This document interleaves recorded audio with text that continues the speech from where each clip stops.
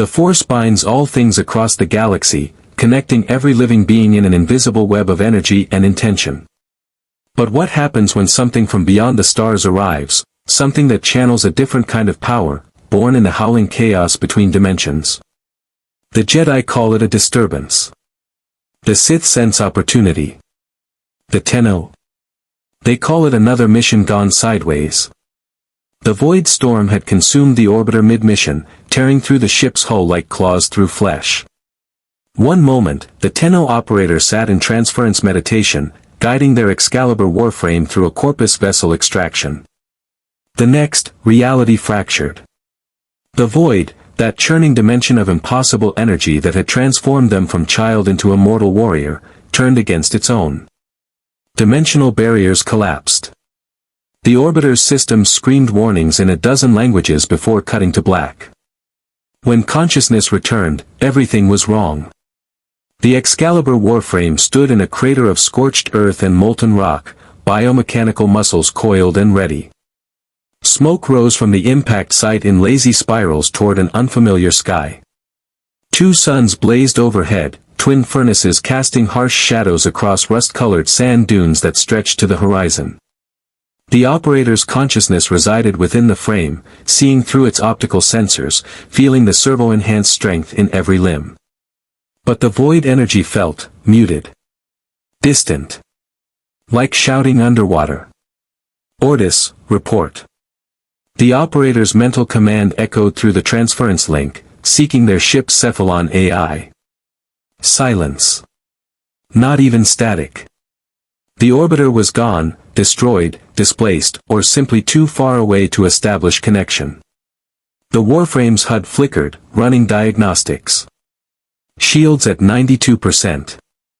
Energy reserves at 78% and slowly regenerating.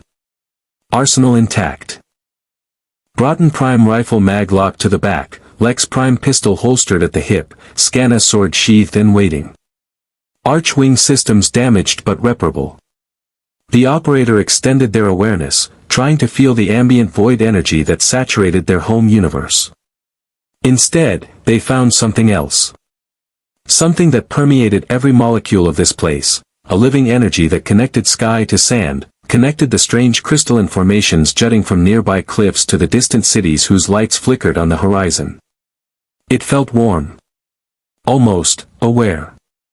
Not the void, the operator murmured through the Warframe's vocal synthesizer. What is this place? The answer came in the form of mechanical whirring and metallic footsteps.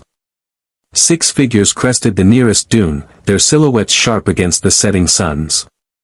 Humanoid, but wrong, too stiff, too uniform. As they descended toward the crater, details resolved. Skeletal frames of rust-colored metal, photoreceptors glowing amber, blaster rifles raised and tracking. Battle droids. The operator's combat instincts, honed through thousands of missions across the Origin system, cataloged the threats instantly. Lightweight construction. Energy weapons. Probable AI control with limited tactical adaptation. Halt. Unidentified target, you are in violation of Separatist airspace. The lead droid's vocabulator crackled with artificial authority. Surrender your weapons and prepare for. The Excalibur moved. To the droid's limited processors, the Warframe simply vanished. One moment standing in the crater's center, the next airborne, a bullet jump that defied conventional physics, launching the biomechanical warrior 30 feet straight up. The operator channeled energy into the Warframe's legs mid-flight, double-jumping impossibly higher, then dove toward the droid formation like a meteor wrapped in steel. The Scanna cleared its sheath mid-descent. Molecular sharpened edge met droid chassis with a screech of severed metal. The lead droid separated into 3 pieces before its circuits registered the attack. The Excalibur landed in a crouch, already pivoting. The Broughton Prime came up in one fluid motion, and plasma bolts turned the nearest 2 droids into sparking scrap in a controlled burst. Parkour instincts took over, wall running along a nearby rock formation, gaining altitude and angle. Another droid tried to track the movement, servos whining, but the Warframe was already behind it. The scanner punched through its central processor. The remaining two droids opened fire, crimson energy bolts lancing through the air. The Excalibur's shields flared blue-white, absorbing the impacts. Interesting. Energy weapons, not dissimilar to Corpus Plasma technology. The operator's mind raced through combat calculations while the Warframe's body reacted on trained instinct. A slide brought them low, under the incoming fire. The Lex Prime barked twice, heavy, precise shots that punched through droid heads with terminal efficiency. Silence returned to the dunes, broken only by the crackle of dying electronics and the whisper of wind over sand. The operator stood among the wreckage, examining one of the intact droid heads. Crude AI architecture, mass production design philosophy, military transponder codes in an unfamiliar format. Not Corpus. Not Griner. Not any faction from the Origin system. The realization settled with cold certainty, they weren't just displaced in space.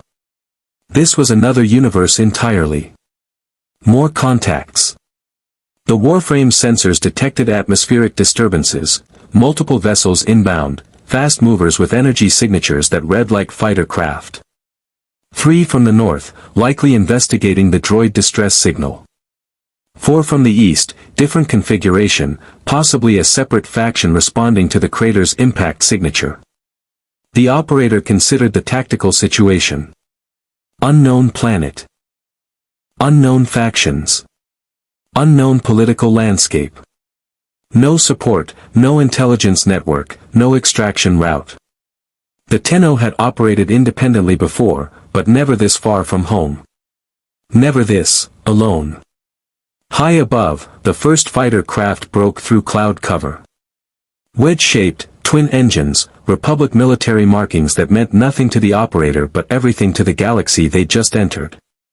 A Jedi Knight sat in the cockpit, reaching out through the Force, trying to understand the strange disturbance in the cosmic weave that had brought them to this nameless moon.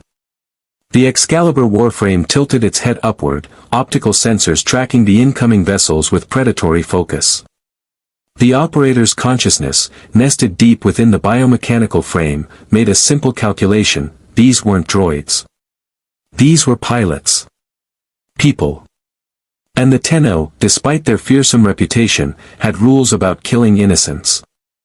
Let's try diplomacy first, the operator decided, raising one hand in what they hoped was a universal gesture of non-aggression. The other hand stayed near the Lex Prime's holster. Hope for peace. Prepare for war. The Tenno way. The Clone Wars had just gained a very unpredictable new variable. If you want to see more characters enter the Star Wars galaxy, hit that subscribe button and drop the name of a character you'd want to see in the comments below. May the Force be with you. The Republic V-19 Torrent starfighters descended in formation, their S-foils locked in attack position. Through the lead cockpit canopy, Jedi Knight CC Tyan reached out through the Force, attempting to touch the presence below. What he felt made his Itachi horns tingle with unease. Not darkness. Not light. Something other. An energy signature that existed in the spaces between, like static interference on a holonet channel. Gold Squadron, maintain defensive perimeter, Tyan commanded through his comm. I'm reading 1 hostile, confirmed destruction of 6 Separatist scout droids. Approach with caution. Copy, Gold Leader. Target is not moving to engage. His wingman's voice carried practiced calm.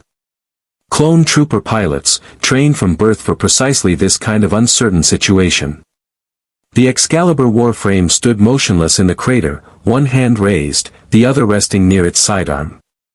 The operator watched the fighters circle like carrion birds, analyzing their approach vectors, weapon configurations, and tactical discipline.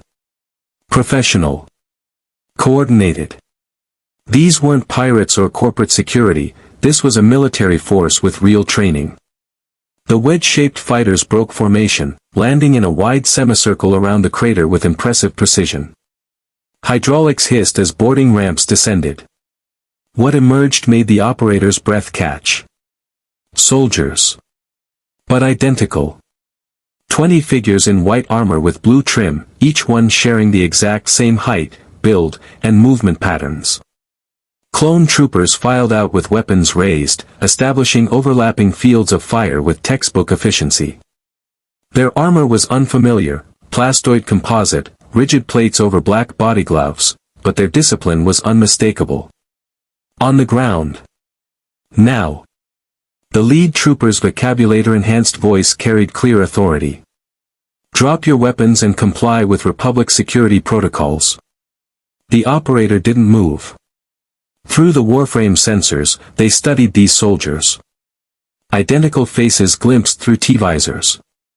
Genetic templates, mass-produced warriors. Like the Griner, but without the visible degradation and mutation.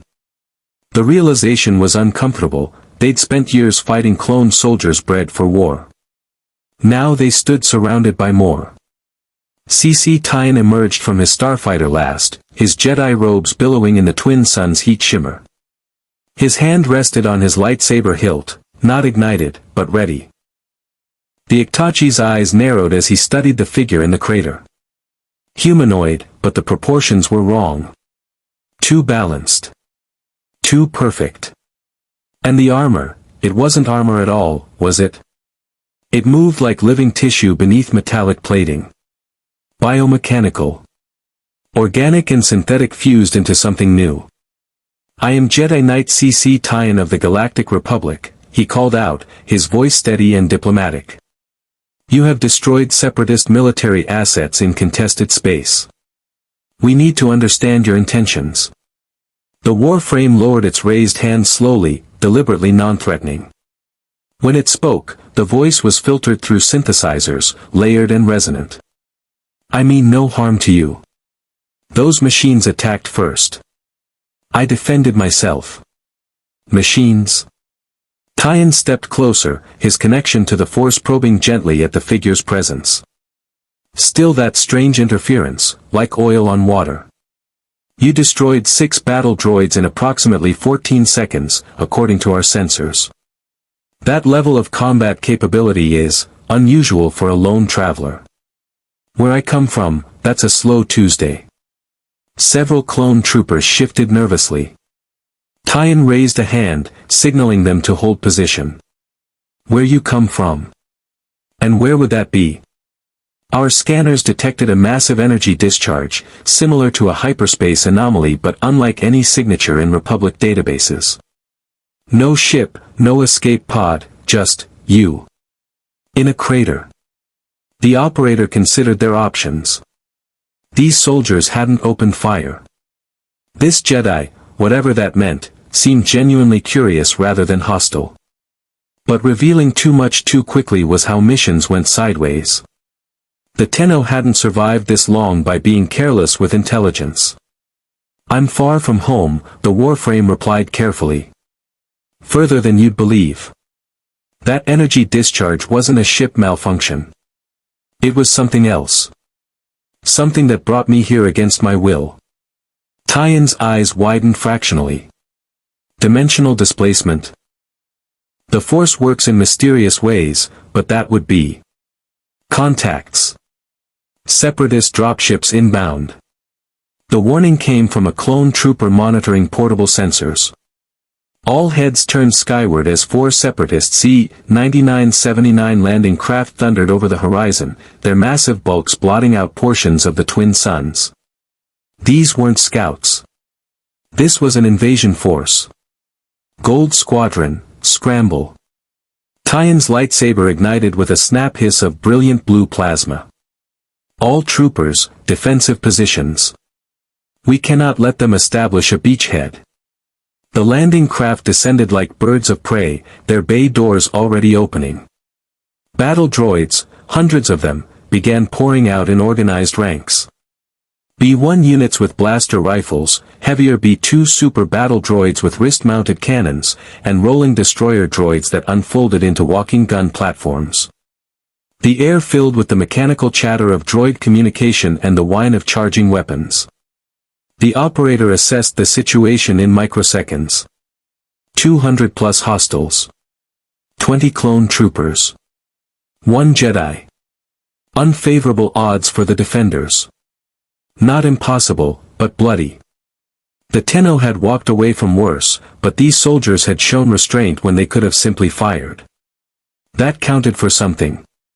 Your republic, the Warframe said, still standing in the crater.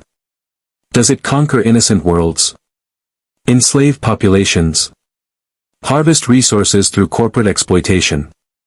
Tyen turned, surprise and confusion warring on his alien features. What? No. We're peacekeepers, protectors of. Then I'll help you. The Excalibur's stance shifted subtly, predatory and ready. Consider it payment for not shooting first. The Warframe launched forward in a bullet jump that left the clone troopers gaping. 25 meters covered in a heartbeat, landing in the center of the advancing droid formation like a meteor wrapped in biomechanical fury. The Scanna sang its molecular song, cutting through B1 chassis with contemptuous ease. 3 droids fell in a single spinning slash. The Broughton Prime barked in controlled bursts, headshots, center mass, precise and devastating. A B2 super battle droid turned its wrist cannons on this new threat. Twin streams of blaster fire converged on the Warframe's position. Shields flared, absorbing the impact, energy reserves ticking downward.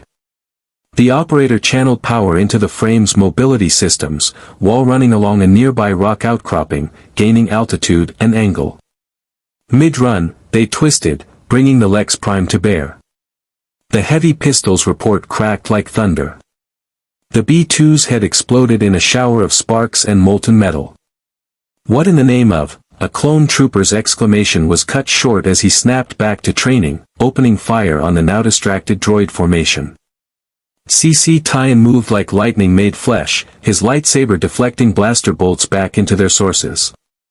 The force flowed through him, guiding his movements, warning him of dangers before they materialized. But his attention kept drifting to the impossible warrior carving through battle droids like they were training dummies.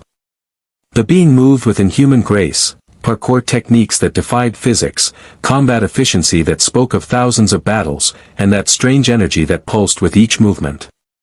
Not the Force. But not entirely separate from it either. A destroyer droid rolled toward the clone trooper position, its shield shimmering blue as it unfolded. Twin blaster cannons began spooling up, preparing to shred the Republic lines. The Excalibur noticed, shifted targets, and sprinted directly at the droideka. The shield would stop conventional weapons, force users to expend significant effort to overcome it. But the operator wasn't conventional. The Warframe slid underneath the droideka's firing arc at the last possible second, Scanna already thrust upward. The molecular blade punched through the shield generator's underside, its one unprotected point. The shield collapsed with an electromagnetic whine. Before the droid could compensate, the Lex Prime fired point-blank into its central processor. The droideka collapsed, a very expensive piece of scrap. Clone troopers rallied, their training overcoming shock. Precise blaster fire began finding targets, working in concert with their Jedi commander and this unexpected ally. The Separatist formation wavered, confused by the sudden appearance of a force multiplier they had no tactical data on. But more dropships were descending. And somewhere in orbit, Separatist command was receiving footage of this battle, analyzing this new variable, and preparing countermeasures. The operator felt the familiar weight of escalation, one small engagement spiraling into something larger, drawing more attention, more resources, more complications. The Tenno way: complete the mission objectives, minimize casualties, extract cleanly. But what was the mission objective here? Survive? Find a way home? And extract to where, exactly? The questions would have to wait. Right now, there were only targets and angles, ammunition counts and shield reserves. The operator slipped back into the comfortable rhythm of combat, letting the Warframe's enhanced reflexes guide them through the chaos. Tyen, watching this mysterious warrior fight alongside his men, felt the Force whisper a warning. This being was powerful, skilled, dangerous. And they had no idea whose side they would ultimately choose, or if they would choose any side at all. The battle raged on beneath the twin suns of a nameless moon, and the Clone Wars had just become considerably more complicated. The battle ended with smoking droid chassis scattered across rust-colored sand and clone troopers performing perimeter sweeps for survivors. Final count, 213 Separatist droids destroyed, 0 Republic casualties. The latter statistic was unusual enough that CC Tyan found himself studying their unexpected ally with increased scrutiny. The Excalibur Warframe stood apart from the clone formation, running self-diagnostics. Shield capacity at 42% and regenerating. Energy reserves depleted to 51%, lower than the operator preferred, but the constant drain from harmonizing void energy with this universe's pervasive force was becoming a problem. They'd need to recalibrate, meditate, find the rhythm of this new reality. CT-7714, establish a secure comm channel to the Resolute, Tyan ordered his communications specialist. Inform General Kenobi we have a situation that requires immediate attention. Yes, sir. The clone trooper's fingers danced across his wrist-mounted datapad. General, be advised that the situation is unconventional. Tyan approached the warframe with measured steps, lightsaber now deactivated but still clipped to his belt. The Ictachi Jedi had served the Order for decades, fought in countless skirmishes since the Clone Wars began, and encountered Force-sensitive beings from 100 worlds. None of them had felt like this. You fight with impressive skill, Tyan said diplomatically. The Republic owes you thanks for your intervention. But I must ask, what are you? I sense no presence in the Force, yet you exist. It's as if there's a void where you stand. The operator almost laughed at the irony. Close enough to the truth. Where I'm from, I channel something called the void. Different energy, different rules. Here, in this place, the warframe's hand gestured vaguely at the sky, the sand, the very air. Everything feels saturated with your force. It's making my abilities work differently. The void. Tyan tested the word, reaching out through the force again. That same interference pattern, like trying to perceive something through frosted transparisteel. I've never heard of such a thing. The force connects all living things across the galaxy. For something to exist outside it is exactly what I am. The warframe's synthesized voice carried quiet finality. I didn't choose this. A storm brought me here. I don't belong in your galaxy. Before Tyan could respond, one of the clone troopers called out, General. Transmission incoming from General Kenobi. He's requesting visual confirmation of our guest. Tyan nodded, gesturing for the warframe to follow. They walked to the portable holoprojector the clones had established, a simple field unit designed for tactical briefings. The trooper activated it, and a blue-tinted hologram shimmered into existence. Obi-Wan Kenobi's projection stood at half-scale, his bearded face showing traces of concern beneath practiced Jedi calm. Behind him, the bridge of a Venator-class Star Destroyer was visible, crew pits, tactical displays, the organized chaos of Republic naval operations. The Jedi Master's eyes immediately found the warframe, and his expression shifted subtly. Curiosity. Confusion. Caution. CC, Kenobi greeted his fellow Jedi. Your report mentioned an unidentified combatant who single-handedly destroyed over 100 battle droids. I confess, I assumed there was some exaggeration involved. No exaggeration, Obi-Wan. I watched it happen. Tyan stepped aside, giving Kenobi a clearer view. This being appeared during an unexplained energy discharge. No ship, no crew, just them. They claim to be from beyond our galaxy, displaced by something they call a void storm. Kenobi studied the warframe with the analytical gaze of a High Council member. The operator felt the weight of scrutiny, could sense something probing at the edges of their consciousness, gentle, inquisitive, but persistent. The Jedi was trying to read them through this force.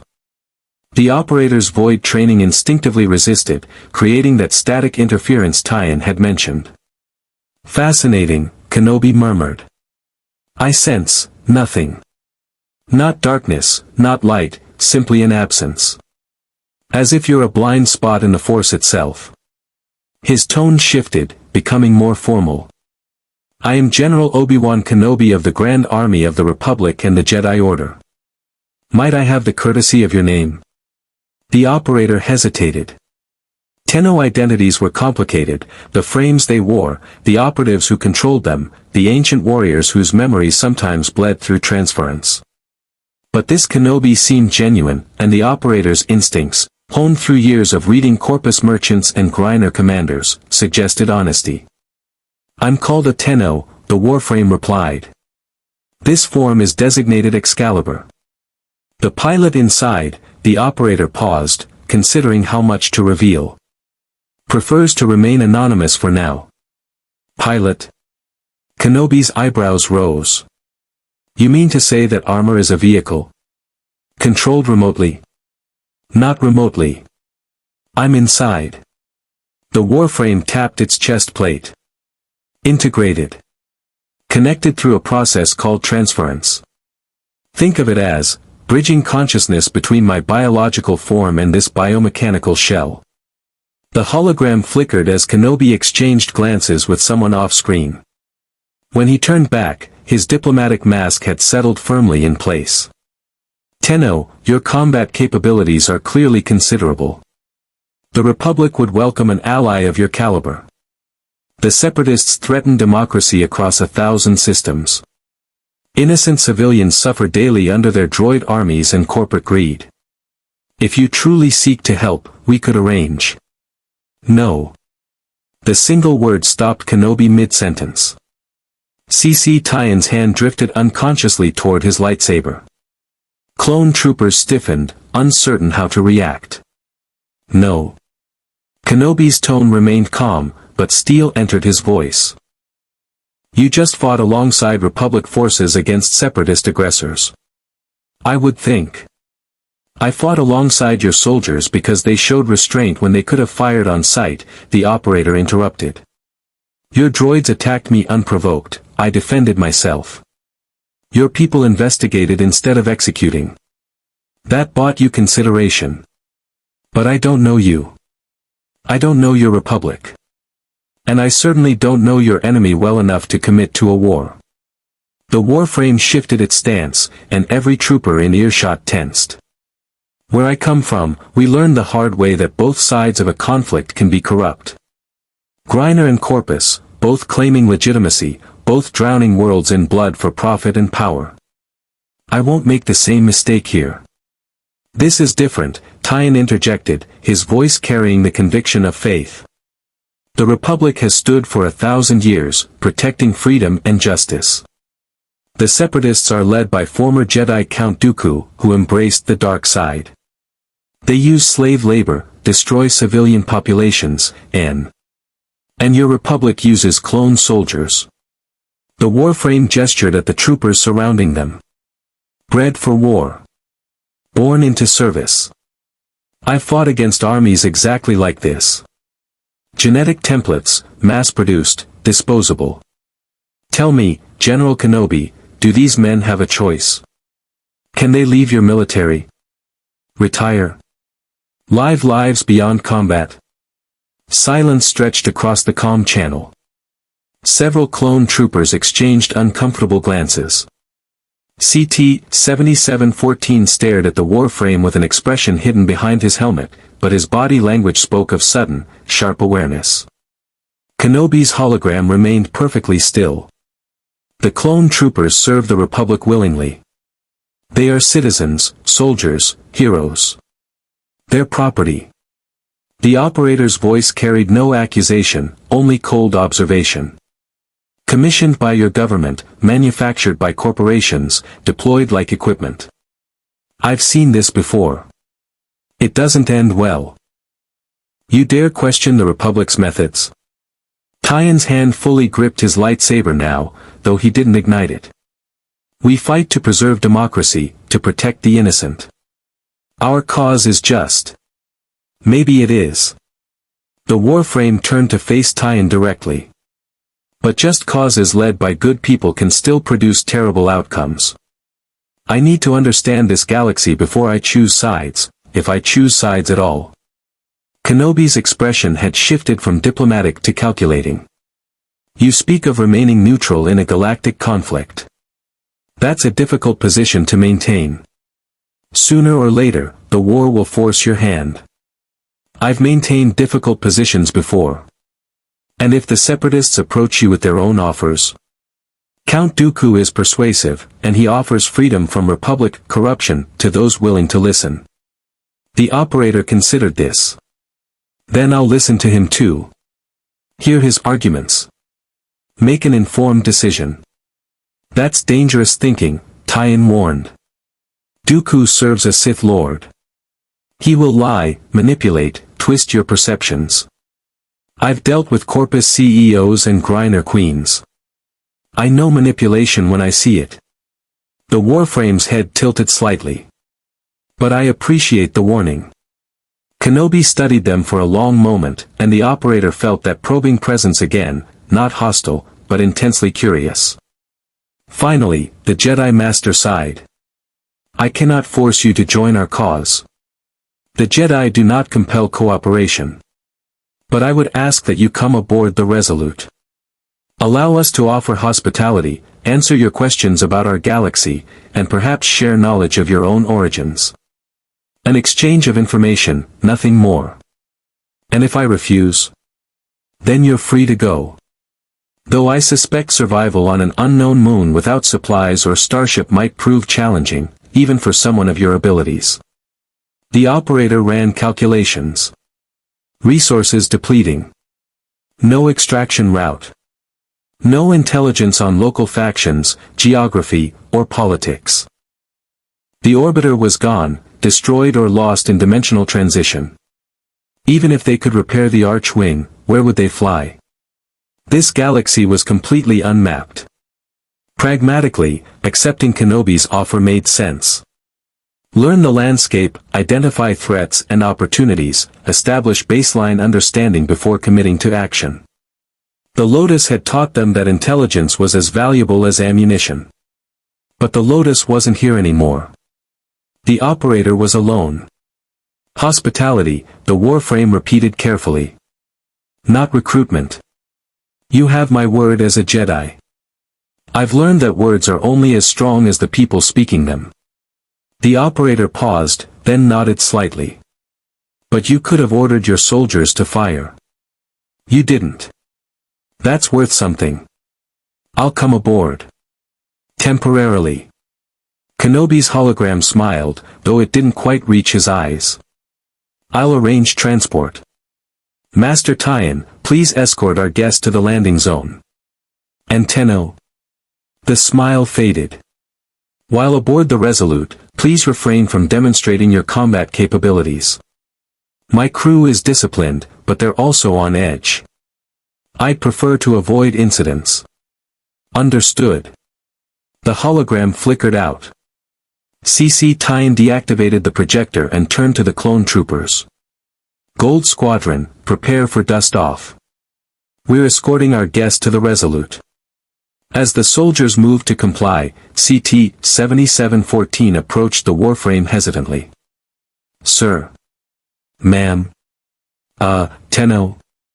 The trooper's voice carried uncertainty. What you said about us. About being property. We've never. I mean, we're soldiers. We fight for the Republic because it's right. Because someone has to. The operator looked at the clone through the Warframe's optics. Saw past the armor to the human being underneath.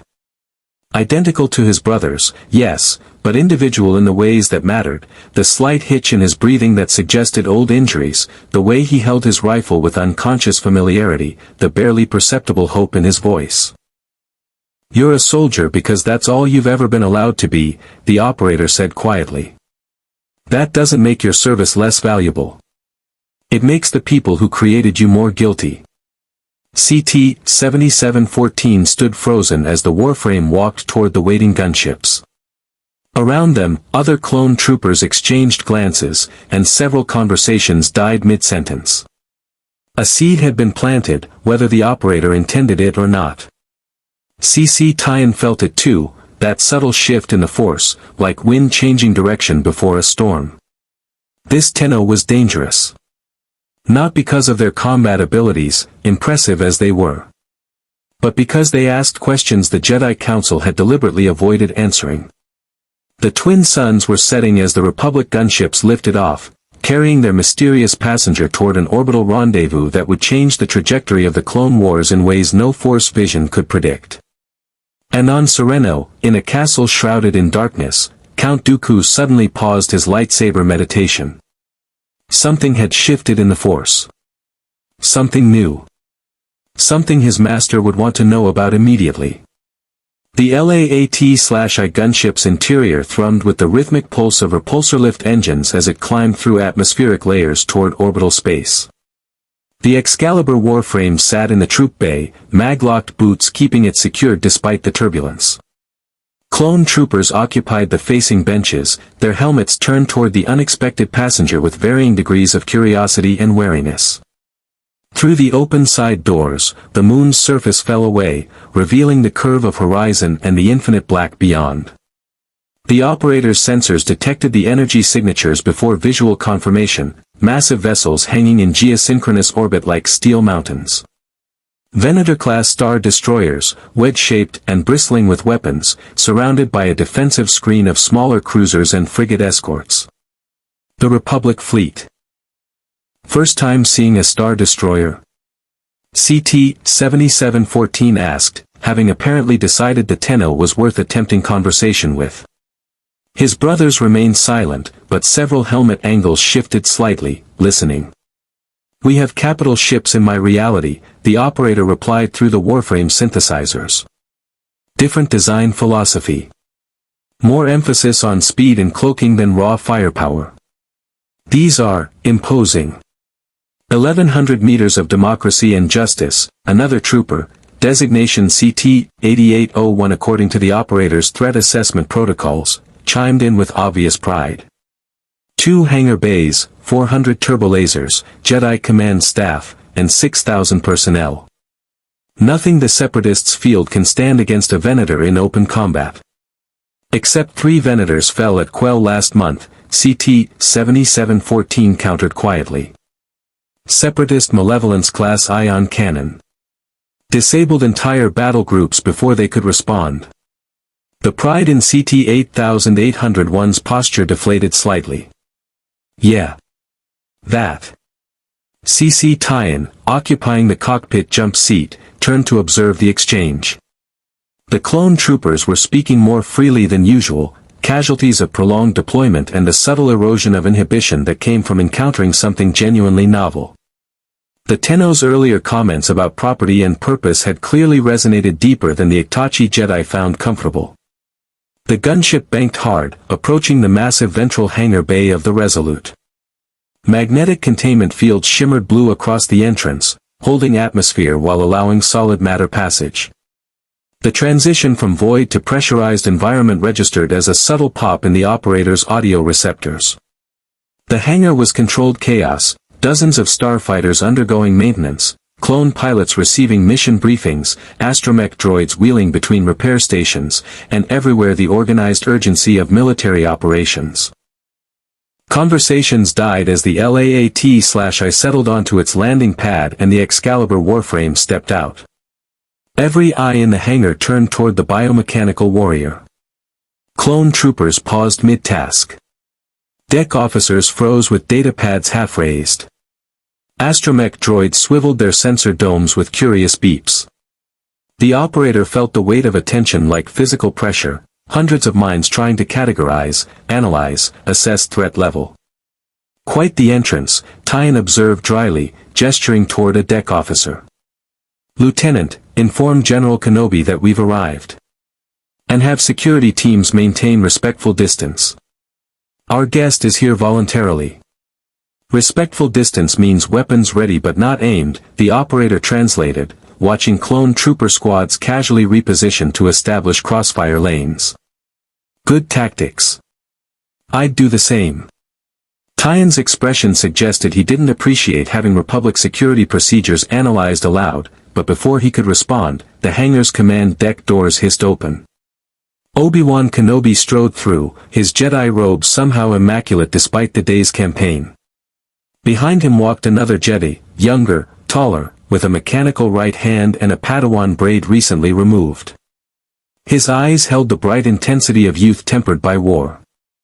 Anakin Skywalker, Kenobi introduced his companion without preamble. My former Padawan and current source of approximately 60% of my gray hairs. Anakin, this is the Tenno CC mentioned. Skywalker studied the Warframe with undisguised fascination. The operator felt something different from this Jedi, not the gentle probing Kenobi and Tyen employed, but an active, almost aggressive curiosity. Like standing too close to an electromagnetic field. The force around this one was powerful and barely restrained. You're not a droid, Skywalker said, circling the Warframe slowly. But you're not fully organic either. I can feel the machinery, the systems, but there's something else. Something living inside. Anakin, Kenobi warned gently. Personal space. It's fine, the operator replied, tracking Skywalker's movement. He's right. I'm biomechanical. Living tissue interfaced with advanced systems.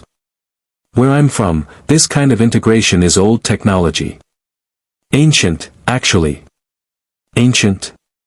Skywalker's eyes lit up. The operator recognized that expression from countless Corpus engineers encountering Orokin artifacts. How old? What civilization developed it? And this transference you mentioned, is it similar to force projection? Anakin, Kenobi repeated with more force. You're interrogating our guest. I'm asking questions. There's a difference. But Skywalker stepped back, raising his hands in mock surrender. Sorry. We've encountered a lot of strange things in this war, but nothing like you. The feeling is mutual. The Warframe gestured at the hangar, the ship, the assembled forces. Mass-produced soldiers. Energy swords made of plasma. Capital ships that can level planets. You have impressive technology, but it's distributed so unevenly. Why do some beings have access to these force powers while others don't?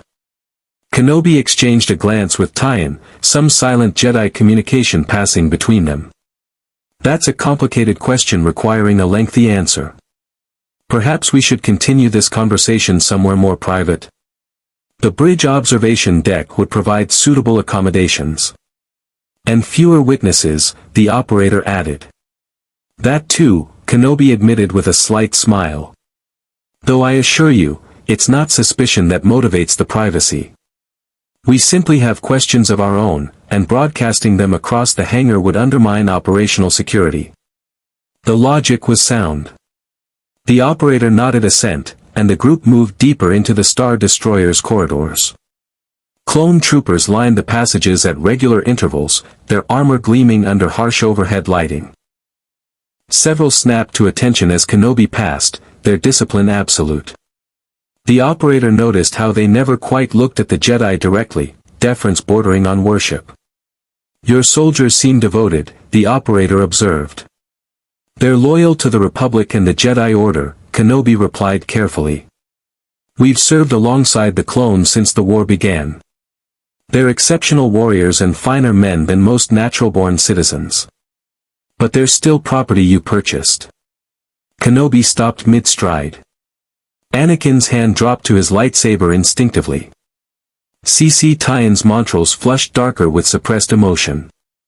Around them, the clone troopers maintained their positions, but the operator's sensors detected minute tension shifts, faster breathing, tighter grips on weapons.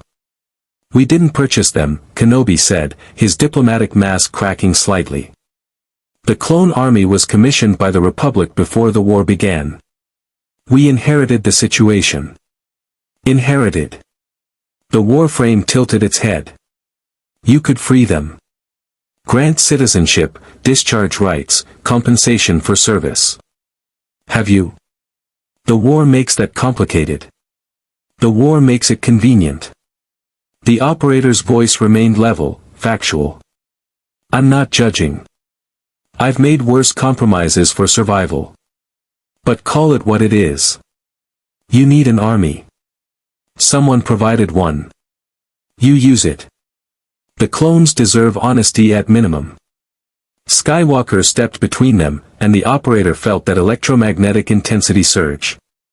You don't understand what you're talking about. The clones choose to serve. They're proud of their service. We don't treat them as property. You don't pay them. They can't resign. They were created for the explicit purpose of fighting your war. The Warframe faced Skywalker directly. In my reality, we call that slavery with extra steps. The tension in the corridor crystallized into something dangerous. Tyen's hand closed around his lightsaber hilt. Nearby clone troopers shifted subtly, weapons not quite aimed but ready to move. Kenobi raised one hand, and the pressure eased fractionally. This conversation, Kenobi said with forced calm, is exactly why I suggested the observation deck. We're discussing sensitive topics in a very public corridor. Shall we continue somewhere more appropriate? The operator considered pushing the issue, then calculated the tactical value of antagonizing potential allies before gathering sufficient intelligence. The Lotus would have called it premature escalation. Lead the way. They resumed walking, but the atmosphere had shifted. Skywalker kept glancing at the Warframe with an expression mixing anger and something else, uncertainty, maybe. Tyen maintained careful distance, his connection to the Force clearly monitoring for hostile intent. Only Kenobi seemed unshaken, though the operator suspected it was performance rather than genuine calm. The observation deck occupied a small bubble of transparisteel jutting from the Star Destroyer's dorsal hull. Stars stretched in all directions, infinite and cold. The unnamed moon rotated slowly below, its rust-colored surface marked by the day's battle damage. Several other Venators hung in nearby orbits, their running lights painting constellation patterns against the void. Beautiful, isn't it? Kenobi moved to the viewport, hands clasped behind his back. Even in wartime, I find moments of peace in contemplating the galaxy's vastness. It reminds me that our conflicts, however urgent they seem, are merely brief disturbances in an infinite tapestry. Poetic, the operator acknowledged. Where I'm from, we learned that infinite space just means infinite places for threats to hide. Your reality sounds grim. It's honest. The Warframe joined Kenobi at the viewport. No grand philosophies or mystical energy fields to provide moral certainty. Just pragmatic survival and mission parameters. And yet you question our use of clone troopers. That suggests moral consideration beyond pure pragmatism. The operator was silent for a moment, watching stars drift past. I was property once. A long time ago. Someone used children for purposes they didn't understand and couldn't refuse. We survived because we learned to think independently, to question orders, to choose our own paths. When I see your clones, trained from birth, programmed for loyalty, denied alternatives, it resonates uncomfortably. Kenobi turned to study the Warframe with new understanding. You were a child soldier. I was a weapon that learned to be a person. There's a difference. The operator's voice carried old pain wrapped in adamantium pragmatism. But yes. Your war reminds me of my past. That's why I won't commit blindly. Anakin, who'd been pacing near the far wall, suddenly spoke up. Then what would convince you? What do you need to see to understand the Republic is worth defending? Show me the truth, the operator replied simply. Not propaganda. Not tactical briefings. The actual reality of your conflict. Who benefits from this war? Who suffers? What happens to worlds caught between Republic and Separatists?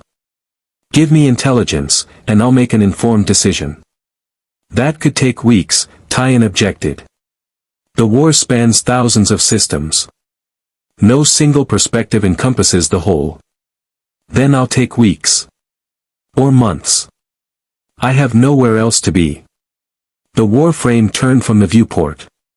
You wanted an alliance. I'm offering conditional cooperation. Give me access to information, allow me to observe your operations, and I'll help where my conscience permits.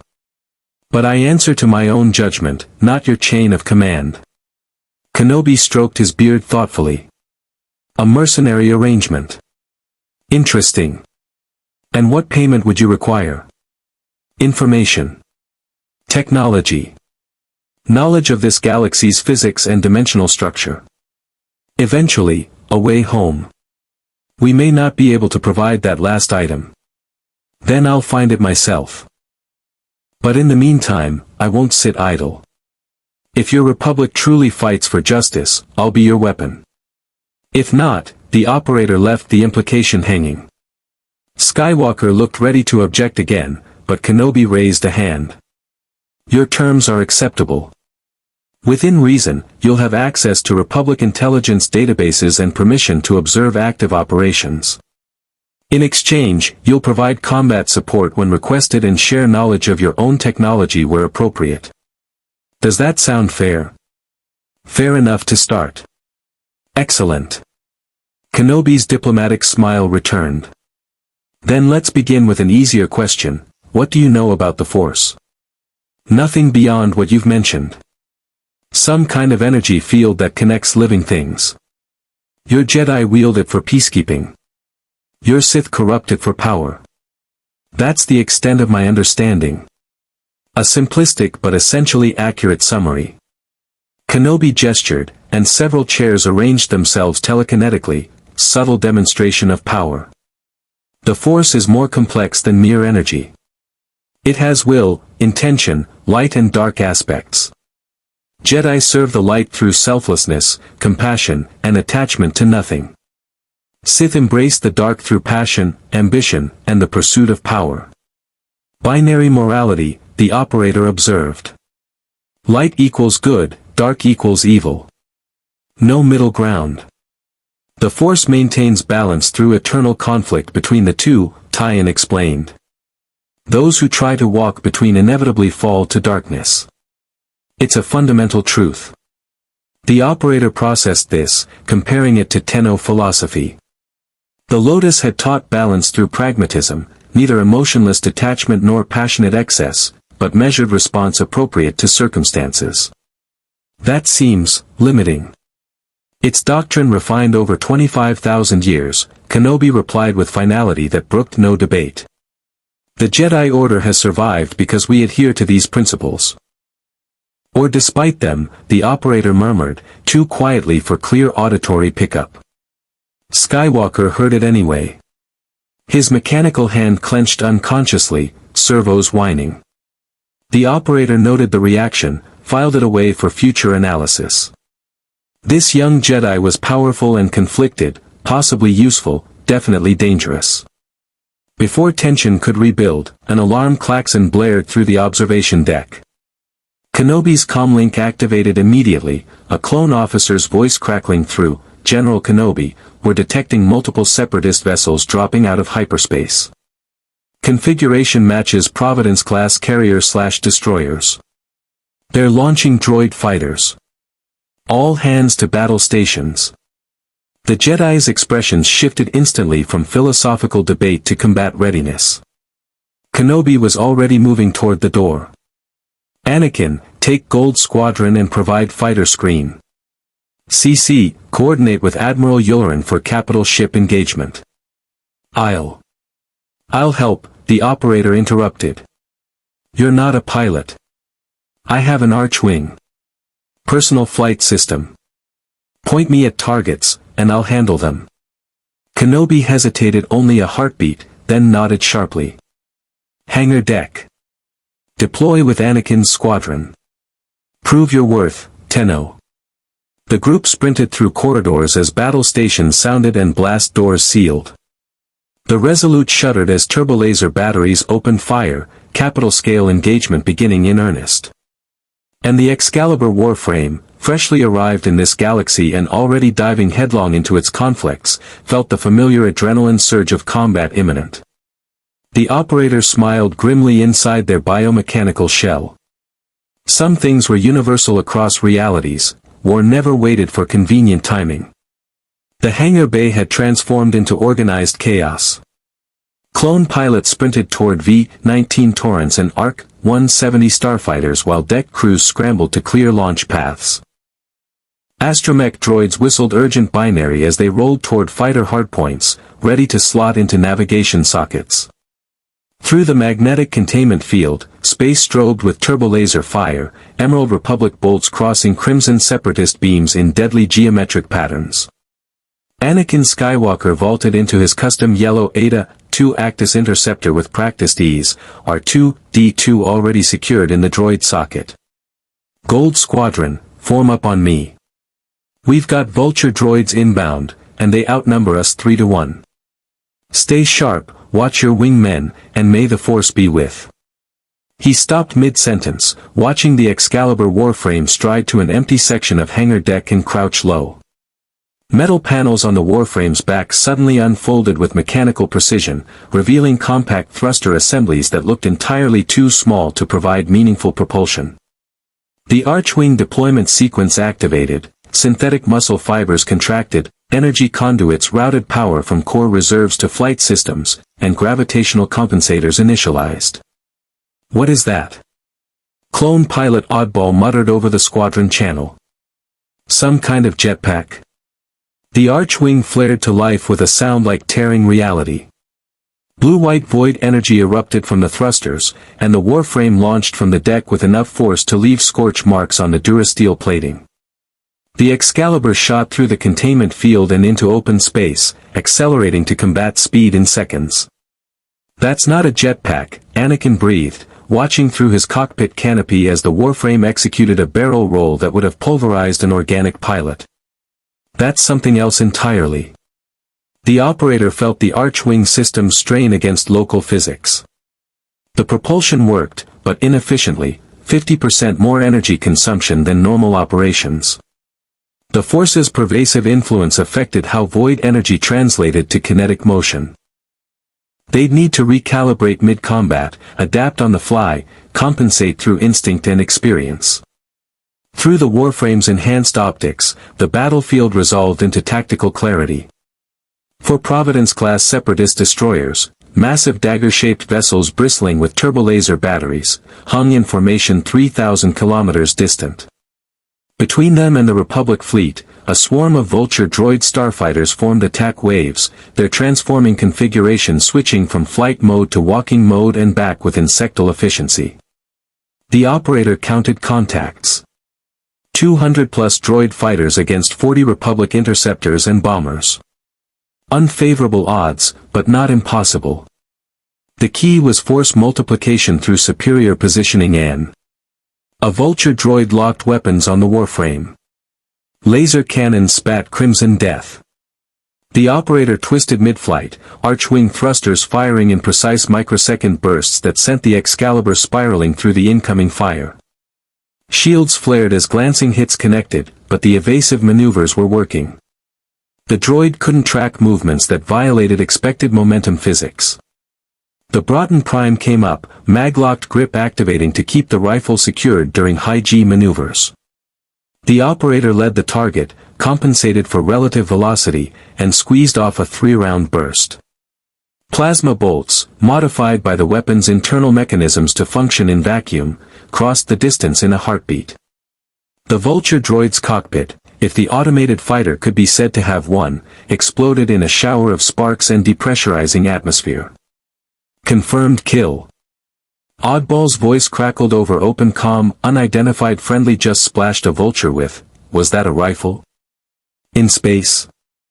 Gold Squadron, focus on your own targets, Anakin ordered, though his tone carried undisguised amazement. Let our guests do their thing. The operator did exactly that. The Archwing allowed three-dimensional combat maneuvers impossible for conventional starfighters, no reliance on control surfaces or thrust vectoring, just pure directional control through void-powered propulsion. The Excalibur Dove, beneath the engagement plane, came up behind a vulture formation, and fired the Lex Prime repeatedly. Each heavy pistol shot punched through droid armor like it was polymer instead of durasteel. Two vultures broke formation to engage, recognizing the Warframe as a priority threat. They transformed mid-flight, deploying walker legs and using them as additional weapon mounts. Missiles streaked from hardpoints, tracking the Excalibur with basic but effective guidance systems. The operator activated bullet jump mid-flight, an impossibility according to local physics, but void energy didn't care about local physics. The Warframe teleported forward 30 meters in an eye blink, leaving the missiles to detonate harmlessly against empty space. Reappearing directly alongside one vulture droid, the operator drew the scanner and simply slashed as they passed. The molecular blade carved through the droid's wing assembly. Structural integrity failed catastrophically. The vulture tumbled away, losing power and drifting toward the moon's gravity well.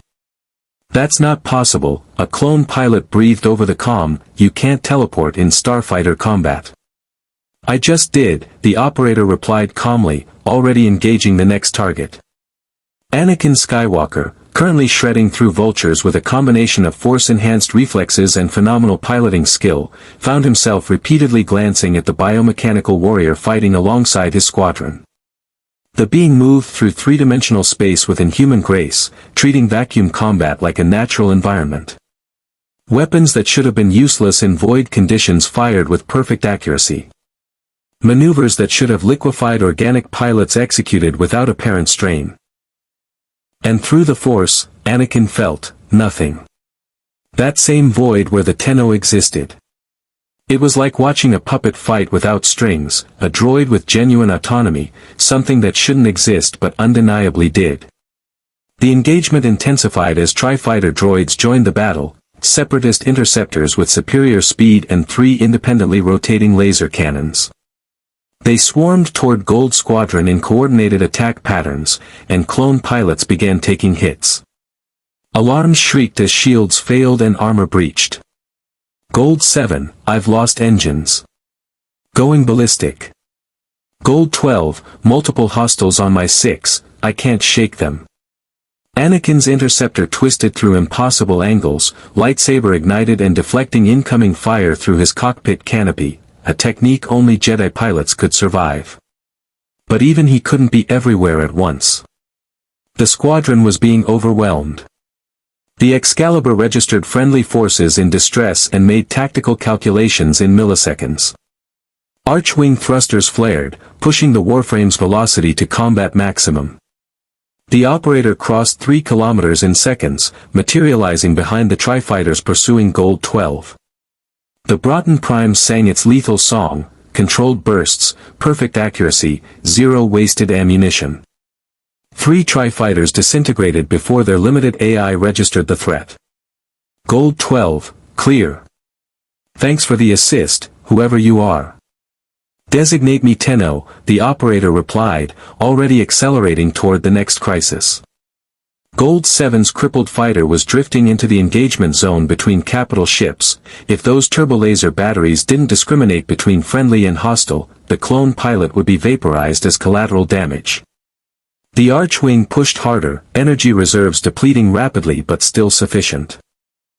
The operator matched velocity with Gold 7's tumbling interceptor, grabbed the wing assembly with the Warframe's enhanced strength, and began pulling the damaged craft away from the capital ship firing lines.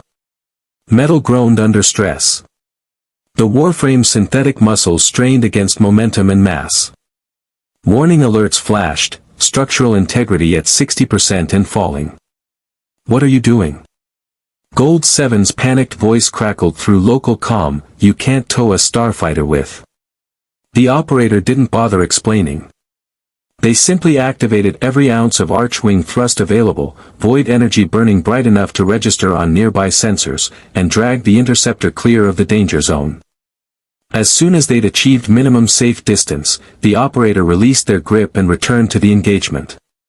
Aboard the Resolute's bridge, Admiral Yularen stared at the tactical display with undisguised shock. Did that person just manually tow a starfighter out of a firing solution? Apparently so, Obi-Wan Kenobi replied, stroking his beard thoughtfully. His connection to the Force rippled with curiosity and caution. I'm beginning to understand why they seemed so confident earlier. The battle continued to rage, but momentum was shifting. The Excalibur's presence, unpredictable, impossibly mobile, devastating in close quarters, was forcing Separatist targeting algorithms to constantly recalculate. Vulture and Tri-Fighter droids that should have been overwhelming Republic fighters found themselves picked off by a single combatant who refused to behave according to programmed expectations. The Operator felt the rhythm of combat, that familiar dance of violence and survival they'd performed across countless star systems in another reality. Energy reserves were depleting faster than normal, 38% remaining and dropping, but the mission parameters were clear: protect friendly forces, eliminate hostile targets, establish tactical dominance. A Tri-Fighter managed to land solid hits on the Warframe shields, depleting them to critical levels. Alarms chimed urgently. The Operator compensated by going fully evasive, using the Archwing's superior maneuverability to break line of sight, reposition behind an asteroid fragment drifting through the combat zone, and allow shields to regenerate. 10 seconds. That's all they needed. The Tri-Fighter pursued, its AI recognizing wounded prey. It rounded the asteroid at attack speed, cannons already firing. And found the Excalibur waiting, scanner drawn, positioned for a single perfect strike. The molecular blade met the Tri-Fighter's cockpit assembly at relative velocity. Physics did the rest. The droid fighter came apart like foil under a blowtorch, its remains tumbling past as the Operator sheathed the scanner and returned to the battlefield. "This is Gold Leader," Anakin's voice carried across the squadron channel with renewed confidence. "All fighters, push forward. The enemy is breaking formation. Drive them back toward their capital ships and let our big guns finish the job." The Republic pilots rallied, energized by their mysterious allies' performance. What had been desperate defense became aggressive assault. Vulture droids began withdrawing toward their carrier vessels, and the Tri-Fighters couldn't maintain numerical superiority when individual units kept disappearing in explosions or structural failures. But the Operator's combat instincts, refined through years of fighting sentient opponents who adapted and evolved mid-battle, suddenly screamed warnings. Something was wrong. The Separatist withdrawal was too organized, too controlled. Droid fighters didn't retreat out of fear or morale concerns. They followed programming. Which meant this was a tactical withdrawal with purpose. The Operator scanned the battlefield, searching for the trap they knew must exist. There, one of the Providence-class destroyers was rotating, presenting its broadside. Hangar bays were opening, but not to launch more fighters. Something else was emerging. Large, heavily armored, configuration unknown. "All Republic fighters, break off immediately." Obi-Wan's urgent voice cut through every comm channel. "We're detecting massive energy buildup in that destroyers." The Hyena-class bombers launched in perfect formation, 12 heavy droid craft designed for a single purpose, overwhelming capital ships with concentrated proton torpedo barrages. But they weren't targeting the Republic Star destroyers. They were targeting the scattered, overextended fighter squadrons. 40 proton torpedoes ignited simultaneously, tracking multiple targets with cold precision. Clone pilots screamed warnings, tried to evade, but conventional starfighters couldn't outrun military-grade munitions. Several torpedoes locked onto Anakin's interceptor. More converged on the slower ARC-170 bombers. Death approached at 3,000 meters per second. The Operator made a decision that would have horrified the Lotus, pure instinct over tactical calculation. The Archwing flared to maximum emergency power, 115% output, structural limits be damned, and the Excalibur became a streak of blue-white energy tearing through space. Void energy pulsed outward from the Warframe's core, and the Operator channeled it desperately, trying to manipulate reality the way they would in their home universe. The torpedoes targeting Anakin suddenly veered off course as localized gravitational distortions warped their guidance systems. 3 detonated prematurely. 4 more lost lock and went ballistic. But the effort cost dearly. Energy reserves plummeted to 12%. The Archwing stuttered, propulsion cutting out for a terrifying heartbeat before backup systems engaged. The operator gasped inside their Warframe shell, feeling the strain of using void powers in a force-saturated universe. It was like pushing against a current, possible, but exhausting. "Tenno, pull back." Anakin's voice carried genuine concern. "You're going to burn out your systems." "Not yet," the operator growled, redirecting toward another torpedo cluster. They couldn't save everyone. The mathematics were absolute. But they could minimize casualties, redirect targeting priorities, by seconds for pilots to evade. The scanner came out again. Using a sword against explosive ordnance was madness, but madness had saved the operator's life before. The Warframe intercepted one torpedo's flight path, sword strike perfectly timed to sever the warhead from its propulsion assembly. The explosive tumbled away, unarmed. A second torpedo met the same fate. A third detonated close enough that even the Excalibur's shields couldn't fully absorb the blast. Shrapnel tore through biomechanical tissue. Armor plates cracked. Pain signals, dulled by transference but still present, lanced through the operator's consciousness. Warning, critical damage to left shoulder assembly. Functionality reduced by 40%. The operator ignored the alerts. 3 more torpedoes. 2 more pilots who could survive if someone acted impossibly. And so the Tenno did the impossible. By the time the engagement ended, Separatist forces withdrawing into hyperspace, Republic fleet claiming tactical victory despite heavy damage, the Excalibur Warframe floated in space, systems running on emergency reserves, armor breached in a dozen locations, but still intact. Still functional. Anakin's interceptor drifted alongside, R2-D2 whistling concerned observations. "Tenno," the Jedi said quietly over direct comm, "you saved my life. You saved a dozen pilots' lives. That was... I don't have words." "Mission objective, minimize casualties," the operator replied, voice strained with exhaustion. "Objective achieved. At considerable cost to yourself. Acceptable losses." Though the operator's void energy reserves were critically depleted, the archwing barely functional, and the Warframe would need extensive repairs. All for people they'd known for less than a day in a conflict they didn't fully understand. The Lotus would have called it tactically unsound. Emotionally compromised decision-making. But the operator, watching clone pilots limp their damaged fighters back toward the Resolute's hangar bays, pilots who would see their brothers again, would fight another day, would live, felt certain they'd made the right choice. Even if certainty didn't pay repair bills. The Resolute's medical base smelled of bacta and ozone, sterile and cold beneath harsh surgical lighting. Clone medics moved with practiced efficiency between treatment stations where wounded troopers received care for burns, shrapnel injuries, and explosive decompression trauma. In the corner, sequestered behind privacy screens, the Excalibur Warframe lay on a reinforced examination table while a highly confused medical droid attempted diagnosis.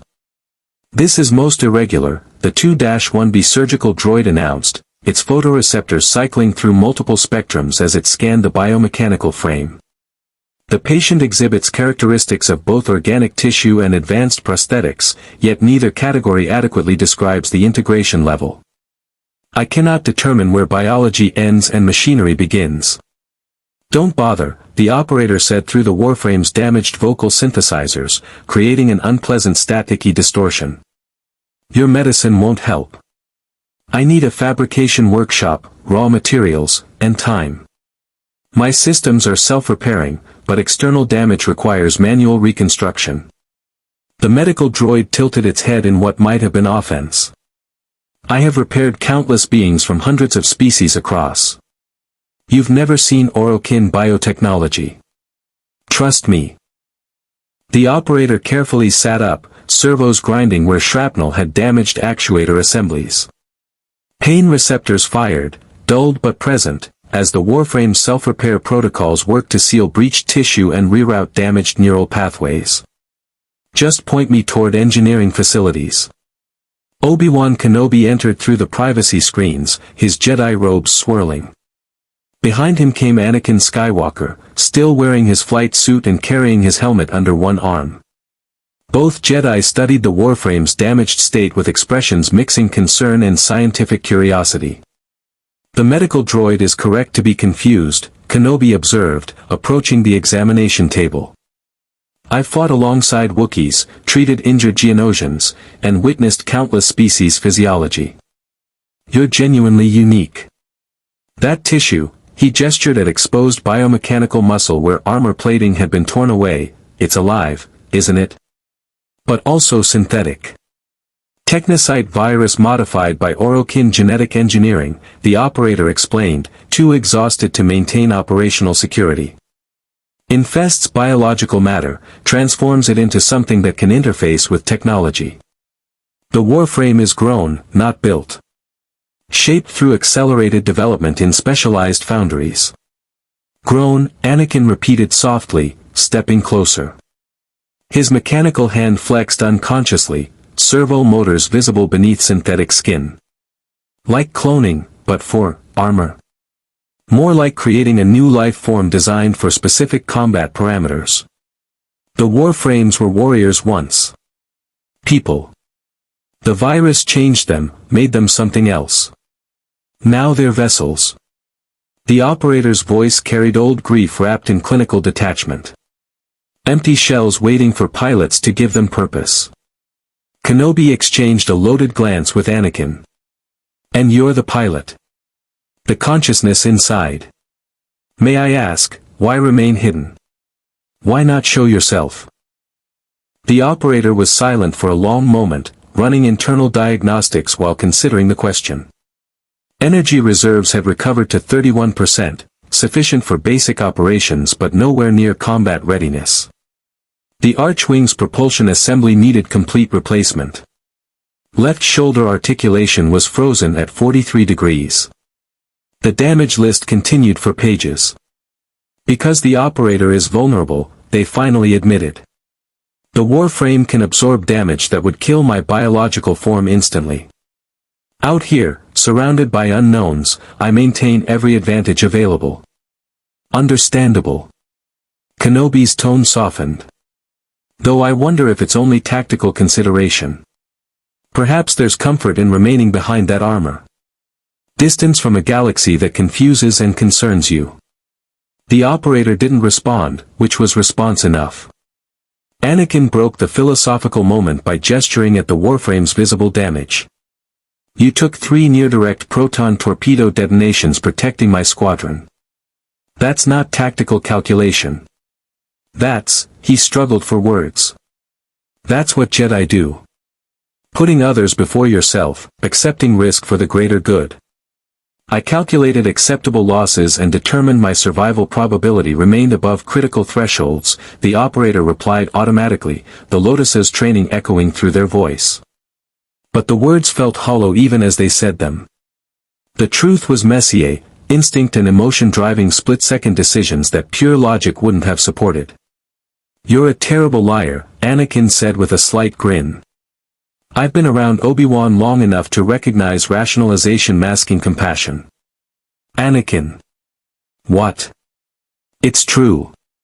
You did the same thing at Christophsis, using tactical necessity to explain why you stayed behind to cover the evacuation when any rational calculation said retreat was the only option." Kenobi's expression suggested this was an argument they'd had many times. "There's a difference between calculated risk and reckless heroics. The Council has been quite clear about. The Council isn't here." Anakin turned back to the Warframe. "Look, Tenno, I don't know your full story. I don't understand where you're from or what you've been through. But I watched you fight today. Not like a droid following programming. Not like a mercenary protecting assets. You fought like someone who cares. That matters." The operator felt something uncomfortable shift in their chest, the organic body nestled deep in the orbiter's somatic link chamber, wherever that vessel had ended up. Or perhaps still aboard, displaced in time rather than destroyed. The uncertainty was maddening. "Caring gets people killed," the operator said quietly. The Lotus taught us that attachment creates vulnerabilities. Complete the mission, protect the objective, extract cleanly. Emotions compromise operational efficiency. That sounds like something a Jedi Master would say, Kenobi observed. We're taught similar principles.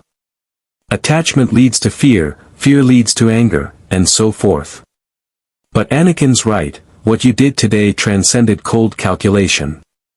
You acted to preserve life at cost to yourself. That's not emotionless efficiency. The operator wanted to argue, to maintain the comfortable fiction of pure tactical thinking, but the evidence contradicted them. They'd nearly depleted their void energy reserves for clone pilots whose names they didn't know. They'd questioned Republic ethics regarding clone soldier treatment despite having no stake in local politics. They'd made choices the Lotus would have called compromised. Maybe they were compromised. Or maybe being ripped away from everything familiar, the orbiter, the Lotus, the origin system, had stripped away comfortable detachment and revealed something underneath. Something that cared despite better judgment. I need to repair my systems, the operator said instead of addressing the psychological implications. And I need information. You promised intelligence access. Which you'll have, Kenobi confirmed. But first, there's someone who wants to meet you. Someone whose attention you very much attracted. Before the operator could ask for clarification, the medical bay doors hissed open.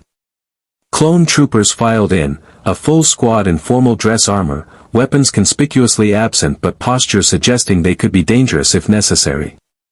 Between them walked a woman whose presence dominated the space despite her relatively small stature. She wore robes that mixed senatorial elegance with practical travel wear, her hair styled in elaborate loops that somehow remained immaculate despite ship-recycled atmosphere. But it was her eyes that captured attention, sharp, intelligent, and carrying the weight of someone accustomed to making decisions that shaped galactic policy.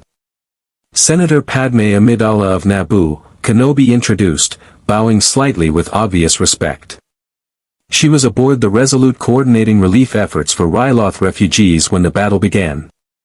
Padme studied the damaged warframe with an expression that mixed curiosity and something harder to define.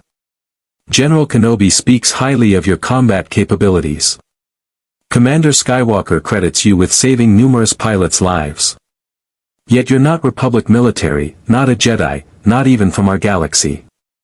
That makes you a significant unknown variable in a war where unknowns tend to be dangerous. Political operator, the operator recognized. Direct, practical, willing to make uncomfortable observations. You want to know if I'm a threat. I want to know your intentions. Padme stepped closer, flanked by her clone security detail. The Republic has enemies who would gladly use someone of your abilities against us.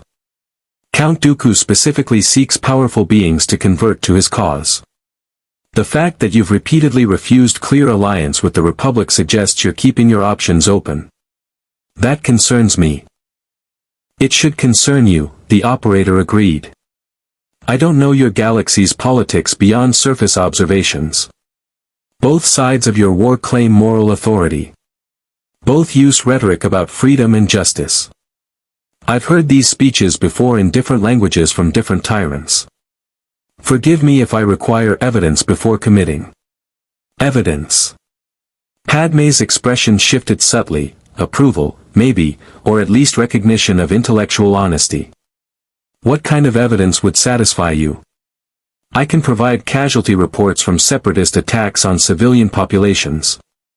Testimony from worlds enslaved by corporate alliance resource extraction. Documentation of battle droid atrocities. I can provide counter-evidence, the operator interrupted. Republic military forces purchasing clone soldiers from corporate manufacturers. Jedi generals leading armies bred for war from birth. Worlds forced to choose between two galactic powers, neither of which respects their sovereignty. Your Republic isn't innocent, Senator. The clone trooper's body language shifted, tension, hands drifting toward absent weapons, protective instincts toward their senator. Anakin's hand fell to his lightsaber. Only Kenobi remained outwardly calm, though the operator sensed that electromagnetic pressure increasing again. Padme raised one hand, signaling her security to stand down. "You're not wrong. The Republic is flawed. Corrupt in places, blind in others, too slow to act when action is needed. I've spent my entire career fighting those flaws from within the Senate. But the alternative, Count Dooku's Confederacy, would be immeasurably worse. They're led by corporations who view sentient beings as resources to exploit. And your Republic is led by beings who view clone soldiers the same way. That's different." "How?" The operator sat up fully despite damaged servos protesting. "Explain to me how purchasing 3 million sentient beings for military service differs ethically from corporate slavery. Use small words so I understand." Padme was silent, her expression cycling through anger, frustration, and finally uncomfortable recognition. "It doesn't. Not fundamentally. You're right." The admission clearly cost her. The clone army's creation violated every principle the Republic claims to uphold. "I voted against military escalation when the issue came before the Senate. But I was outvoted, the army was deployed, and now we're dependent on them for survival. We inherited an impossible situation with no easy solutions. At least you're honest." The operator relaxed fractionally. "Most politicians I've encountered just lie convincingly. I've learned that lies in service of short-term comfort create long-term catastrophe." Padme moved closer, studying the Warframe's optical sensors as if trying to see past them to the person inside. "Tenno, I can't promise the Republic is morally pure. I can't even promise we'll win this war. But I can promise that people like General Kenobi, Commander Skywalker, and yes, even these clone soldiers," she gestured at her security detail, "are genuinely trying to protect innocent lives. Imperfectly. Sometimes hypocritically. But sincerely." The operator processed this. Emotional appeal to individual character rather than systemic defense. Acknowledgement of institutional failures. Absence of patriotic rhetoric or moral absolutism. Either Senator Amidala was exceptionally skilled at manipulation, or she was actually being genuine. The operator's instincts, refined through countless negotiations with Corpus board members and occasional Griner defectors, suggested genuine. "I'll continue observing," the operator said carefully. "I'll help where my conscience permits. But I won't commit to your war until I understand what I'm fighting for. That's non-negotiable." Padme considered this, then nodded slowly. "Fair enough. Though I'd ask one thing in return. When you do observe, look beyond military operations. Visit refugee camps. Talk to civilians caught between battle lines. See the faces of people who suffer when separatist droids attack their homes. Then decide if neutrality is morally sustainable." The operator felt the rhetorical trap close, not through deception but through simple truth. Padme had effectively challenged them to confront the consequences of inaction, knowing that the Tenno's demonstrated willingness to protect Republic pilots suggested an underlying moral framework that wouldn't tolerate civilian casualties. Clever. Dangerous. Exactly the kind of opponent the Corpus feared most, someone who weaponized ethics instead of merely professing them. "I'll consider it," the operator replied neutrally. "That's all I ask." Padme turned to leave, her security detail moving with practiced coordination. At the doorway, she paused. "One more thing, your comments about clone soldiers. Several of them heard you. They're discussing what you said in their barracks. Be aware that you've started a conversation that the Republic would prefer remain unspoken." She left before the operator could respond. Kenobi sighed, rubbing his temples. "Senator Amidala has an unfortunate talent for creating political complications while claiming to pursue simple truths. She's not wrong, mind you. Just, dramatically inconvenient." "What did she mean about clone soldiers discussing my comments?" the operator asked. Anakin shifted uncomfortably. "The clones don't really talk about their status. They're loyal to the Republic, proud of their service. But you questioned whether their service is voluntary. It's a door that maybe shouldn't be opened. Why? Because the answer is uncomfortable. Because the answer could undermine military cohesion during active war, Kenobi replied carefully. If the clone troopers begin questioning their purpose, their chain of command, their very existence, the consequences could be catastrophic. The operator understood the logic. Also understood the moral bankruptcy of preventing sentient beings from questioning their circumstances out of operational convenience. That's exactly what slave owners say about education. Keep them ignorant, keep them compliant. We're not slave owners, Anakin protested, but his voice lacked full conviction. Then prove it. Give the clones choices. Rights. The option to walk away. After the war. There's always another war. The operator had lived that truth across the origin system. If you wait for perfect circumstances to do the right thing, you'll wait forever. Silence filled the medical bay, broken only by the hum of surgical equipment and distant klaxon alerts from ongoing damage control. The two Jedi stood facing the damaged warframe, confronting uncomfortable truths about the Republic they served and the war they fought. Finally, Kenobi spoke quietly. You've been in our galaxy less than a day and already identified the central moral failing we've spent 3 years trying to ignore. That's either remarkable insight or remarkable naivety. Or just outside perspective.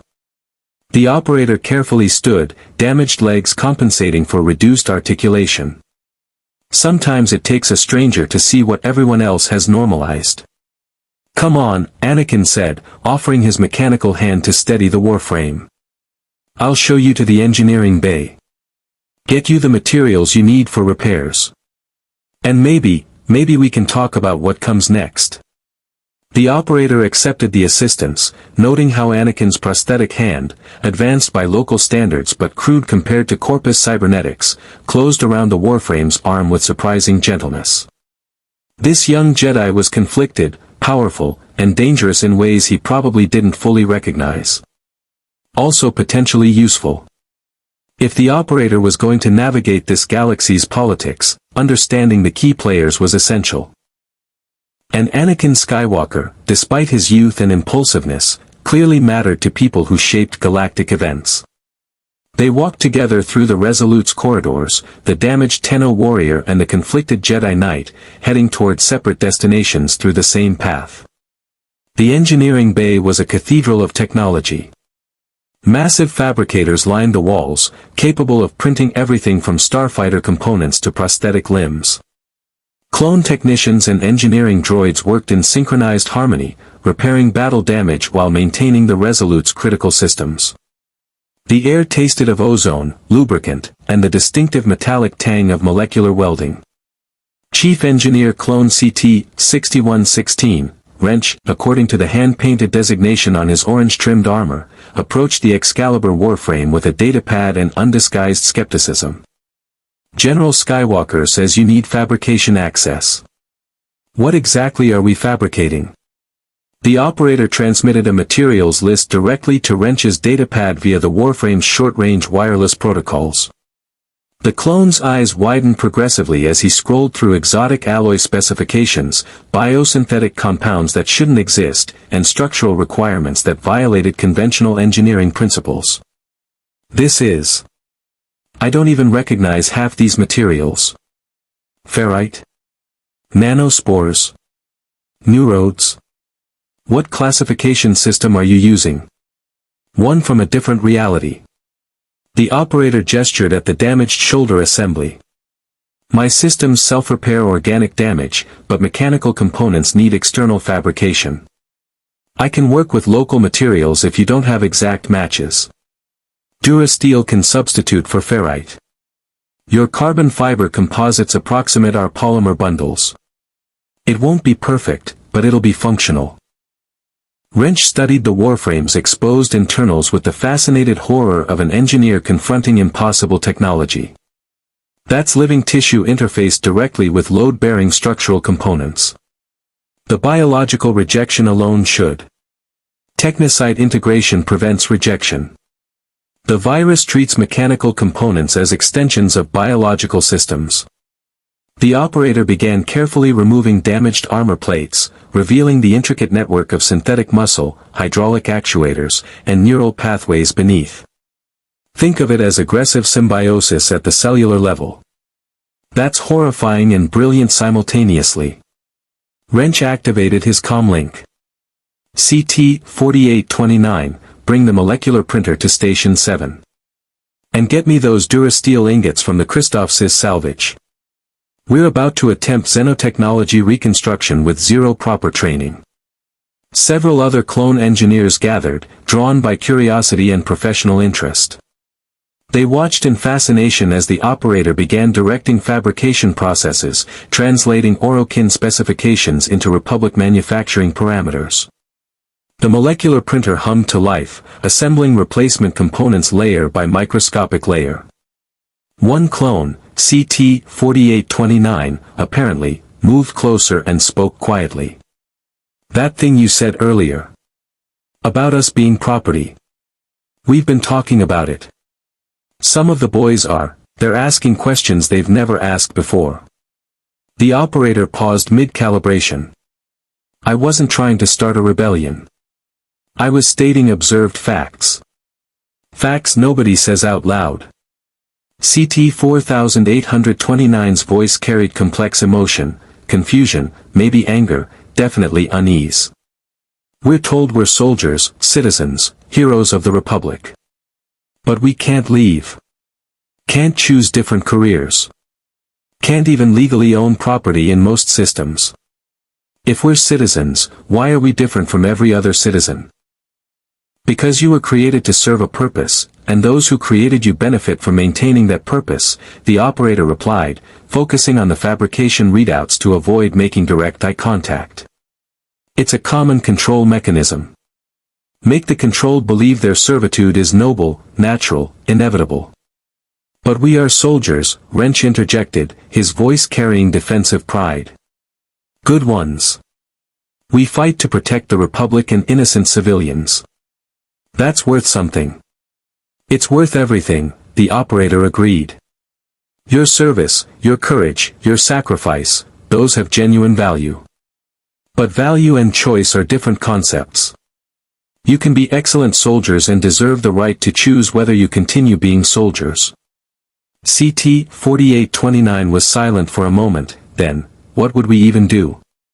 We were bred for combat, trained from birth for military operations. Most of us don't know anything else. Then you learn. Adapt. Grow beyond initial programming. The operator thought of their own journey, from child victim of the Zariman disaster to weapon of the Orokin Empire to independent operative working outside systemic control. Being designed for a purpose doesn't mean you're confined to that purpose forever. Wrench's datapad chimed as the first replacement component completed fabrication.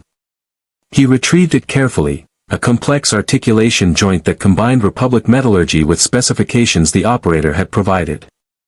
This is going to require field testing before we trust it under combat loads. We don't have time for extended testing protocols. The operator took the component and began installation, synthetic muscle fibers accepting the foreign technology with minimal rejection.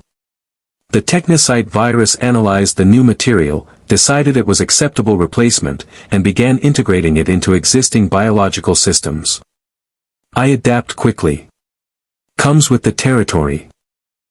The engineering bay doors hissed open, and Senator Padme Amidala entered accompanied by a protocol droid finished in burnished gold plating. The droid immediately began catastrophizing in refined core world accent, oh my. Is that being performing surgery on themselves? How dreadfully unsanitary. The risk of infection must be astronomical. C-3PO, please be quiet, Padme said with the exhausted patience of someone who'd issued that instruction thousands of times. She approached the warframe, studying the repair work with intelligent curiosity. General Skywalker mentioned you'd be here. I wanted to continue our earlier conversation without quite so many witnesses. The clone engineers exchanged glances and began finding urgent tasks at distant workstations. Within moments, the operator and Padme stood in relative privacy, though C-3PO remained, muttering protocols about proper medical procedures. "You've caused quite the stir among the clone troopers," Padme began without preamble. "Barak conversations that would have been unthinkable yesterday are happening openly now. Some officers are concerned about morale implications. Some officers are concerned that their property might start demanding rights," the operator corrected, snapping the replacement joint into position with a satisfying click. "Let me guess, you want me to walk back my statements. Tell the clones to forget what I said and focus on their duties." "Actually, no." Padme's response surprised the operator enough that they paused mid-repair. "I want you to understand that you're not the first to raise these concerns. A minority of senators, myself included, have been fighting for clone citizenship rights since the war began. We've been blocked at every turn by military necessity arguments and corporate interests who profit from the current arrangement." Kamino, the operator said, piecing together information from earlier briefings. "The cloning facilities. They sell the Republic its army. They have financial incentive to maintain the status quo." "Precisely. And they have powerful allies in the Senate who ensure legislation protecting clone rights never reaches the floor for votes." Padme's frustration was evident. "I've tried backdoor approaches, securing healthcare benefits, establishing retirement protocols for injured clones, creating legal frameworks for post-war integration. Every attempt gets buried in committee or amended into meaninglessness." The operator studied the senator with reassessed respect. "You're fighting a systemic problem from within a system designed to resist that fight. That's either remarkably optimistic or remarkably foolish. Both, probably." Padme managed a tired smile. "But what's the alternative? Armed revolution? Abandoning the Republic to separatist conquest? Sometimes you work within broken systems because breaking them completely would cause more suffering than they currently inflict." Spoken like someone who's never been the one suffering under the system. The words came out harsher than intended, but Padme didn't flinch. "You're right. I'm a senator from a wealthy world. I have privilege, influence, security the clones will never experience. But I'm trying to use that privilege for something beyond self-interest. That has to count for something." The operator considered this while installing a replacement hydraulic actuator. In the Origin system, they'd encountered similar figures, people born into power who genuinely attempted systemic reform. Most failed. Some got assassinated. A rare few actually accomplished marginal improvements before being co-opted or destroyed by the systems they challenged. "What do you want from me?" the operator asked directly. "Honesty. You've seen conflicts across your reality. You've observed how wars actually function versus how they're presented. I want your assessment. Am I wasting time fighting for clone rights while the galaxy burns? Should I focus on winning the war first and address systemic injustice later?" It was a genuine question, the operator realized. Padme was asking for an outside perspective from someone with no stake in maintaining comfortable fictions. The Lotus had taught that such moments were dangerous. Offering honest strategic assessment created vulnerability when that assessment contradicted what people wanted to hear. But the Lotus wasn't here. "You're asking the wrong question," the operator finally said. "The war and the systemic injustice aren't separate issues. They're connected. Your republic purchased a slave army to fight for freedom and democracy. That contradiction will destroy you eventually, regardless of whether you defeat the separatists. Explain. Armies bred for obedience don't stop being obedient when the war ends. They follow orders. Whoever controls those orders controls 3 million highly trained, genetically identical soldiers with no civilian identities, no external loyalties, and no legal recourse. That's not a military force. That's an authoritarian regime waiting to happen." C-3PO chose that moment to interject, "Oh my. That sounds dreadfully pessimistic. Surely the clone troopers would never." "3PO, please." Padme's face had gone pale. Tenno, are you suggesting the clone army could be used against the Republic? I'm suggesting that any tool can be misused if control mechanisms exist. Your clones have inhibitor chips implanted at creation, correct? Behavioral modification to ensure loyalty and mission compliance. Padme's silence was answer enough. Then whoever controls those chips controls the army. Find out who has that control, Senator. Because if it's not the Jedi Council or the Senate, you have a much bigger problem than Separatist droids. The color drained further from Padme's face. I need to make some calls. Discreet inquiries. She turned to leave, then paused. This conversation never happened. Agreed. After she departed, C-3PO trailing behind with continued protests about proper security protocols, the clone engineers gradually returned to Station 7. They didn't ask about the conversation, but their body language suggested they'd heard enough through creative eavesdropping. Wrench handed the operator another fabricated component. About those chips. We know about them. They're supposed to prevent aggressive behavior, make us less prone to combat stress. But none of us have ever seen the actual specifications. Have any clones tried to have them removed? CT-5555, fives, he tried. Medical complications forced emergency chip extraction during field surgery. The Kaminoans insisted he needed immediate replacement, claimed he'd become unstable without it. Wrench's voice dropped. He didn't seem unstable. Seemed more aware. Started asking questions about the chip's real purpose. What happened to him? Died during investigation into Kamino security protocols. Official report says he suffered behavioral breakdown and was killed resisting arrest. Wrench's tone made clear what the official report was worth. We don't talk about fives. But we remember. The operator absorbed this information, comparing it to Griner behavioral conditioning and Corpus employee loyalty programs. The patterns were disturbingly similar, control mechanisms disguised as medical necessities or security measures. Those chips are behavioral overrides. I'd bet considerable resources that they're designed for remote activation. For what purpose?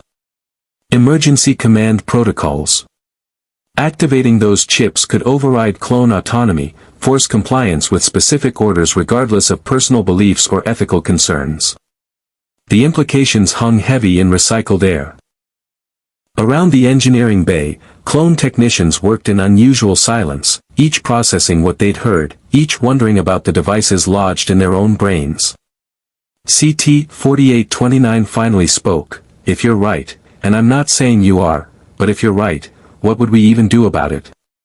That's not my decision. The operator completed the shoulder assembly repair, testing articulation through full range of motion. Perfect integration. The Technocyte virus had accepted Republic materials completely. I can point out problems. Can't solve them for you. That requires collective action from people with actual stake in the outcome. You're talking about mutiny, Wrench said flatly. I'm talking about informed consent. Right now, you serve a republic that may have installed remote control mechanisms in your minds without telling you. That's not consensual military service. That's slavery with biometric enforcement. We could ask the Jedi, CT-4829 suggested. General Kenobi, General Skywalker, they care about us. They wouldn't allow. Wouldn't they? The operator stood, testing the repaired warframe's full mobility. They use you as soldiers. Deploy you in situations with high casualty rates. Accept your deaths as acceptable losses for tactical objectives. At what point does caring stop and exploitation begin? It was cruel to phrase it that way. The operator knew the Jedi genuinely valued their clone troops, treated them as individuals rather than equipment. But kindness within oppressive systems didn't negate the oppression, just made it more comfortable. You're dangerous, Wrench observed, but without hostility. More dangerous than any separatist weapon. Because you make us think. Thinking is the most dangerous weapon any oppressed population possesses.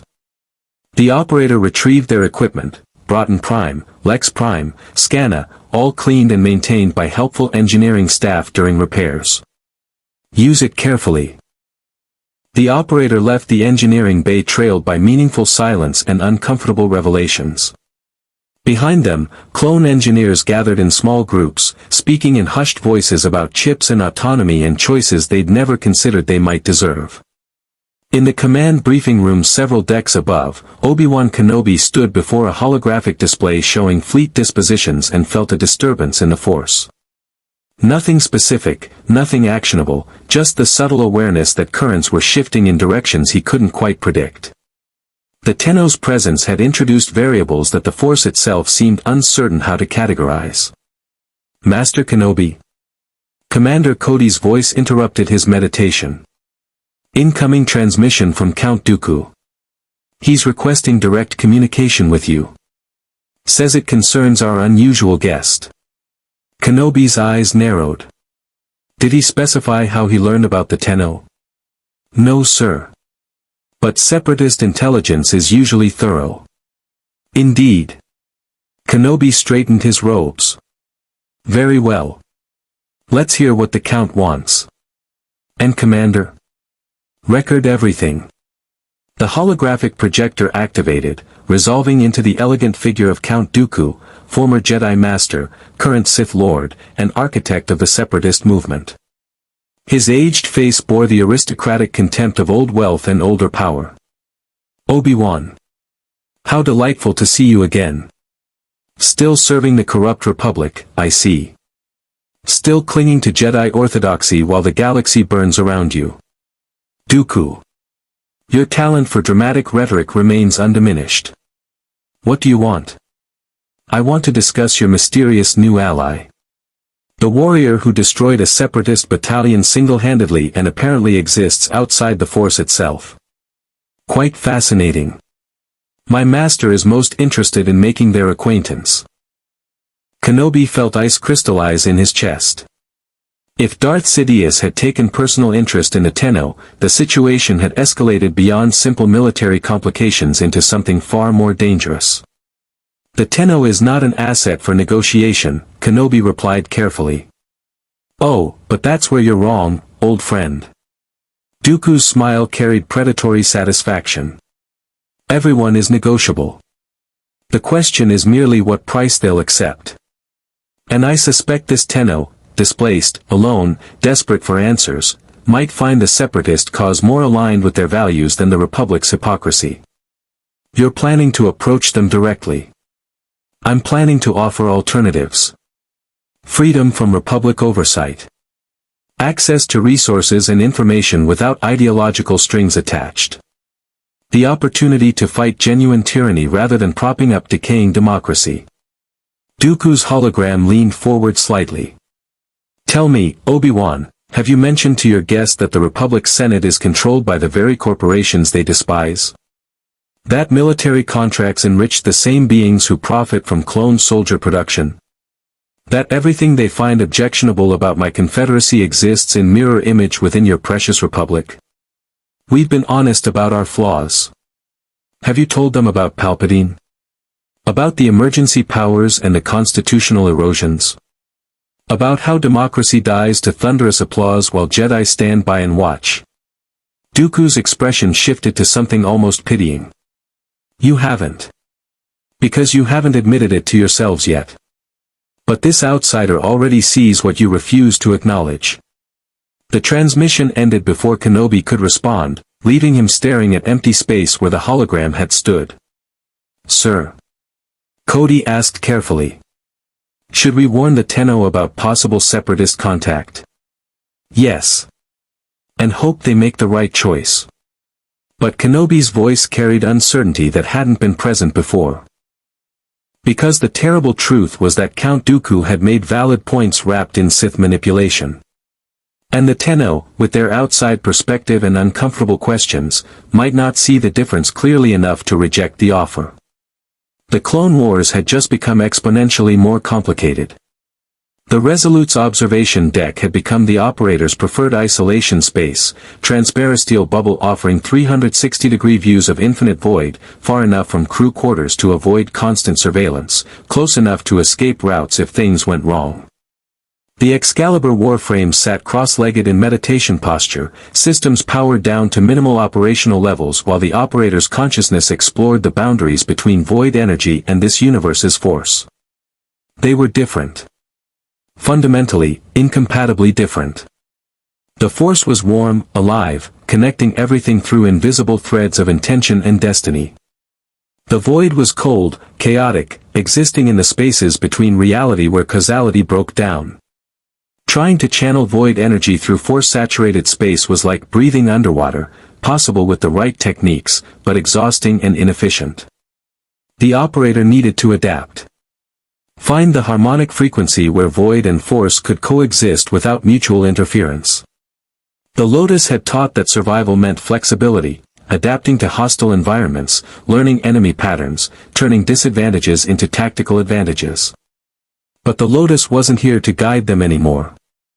Interesting meditation technique, a cultured voice observed from the entrance. Though I sense no connection to the force. Merely, absence. As if you're attempting to commune with emptiness itself. The operator's combat instincts activated instantly. The warframe stood in one fluid motion, Lex Prime drawn and aimed before conscious thought engaged.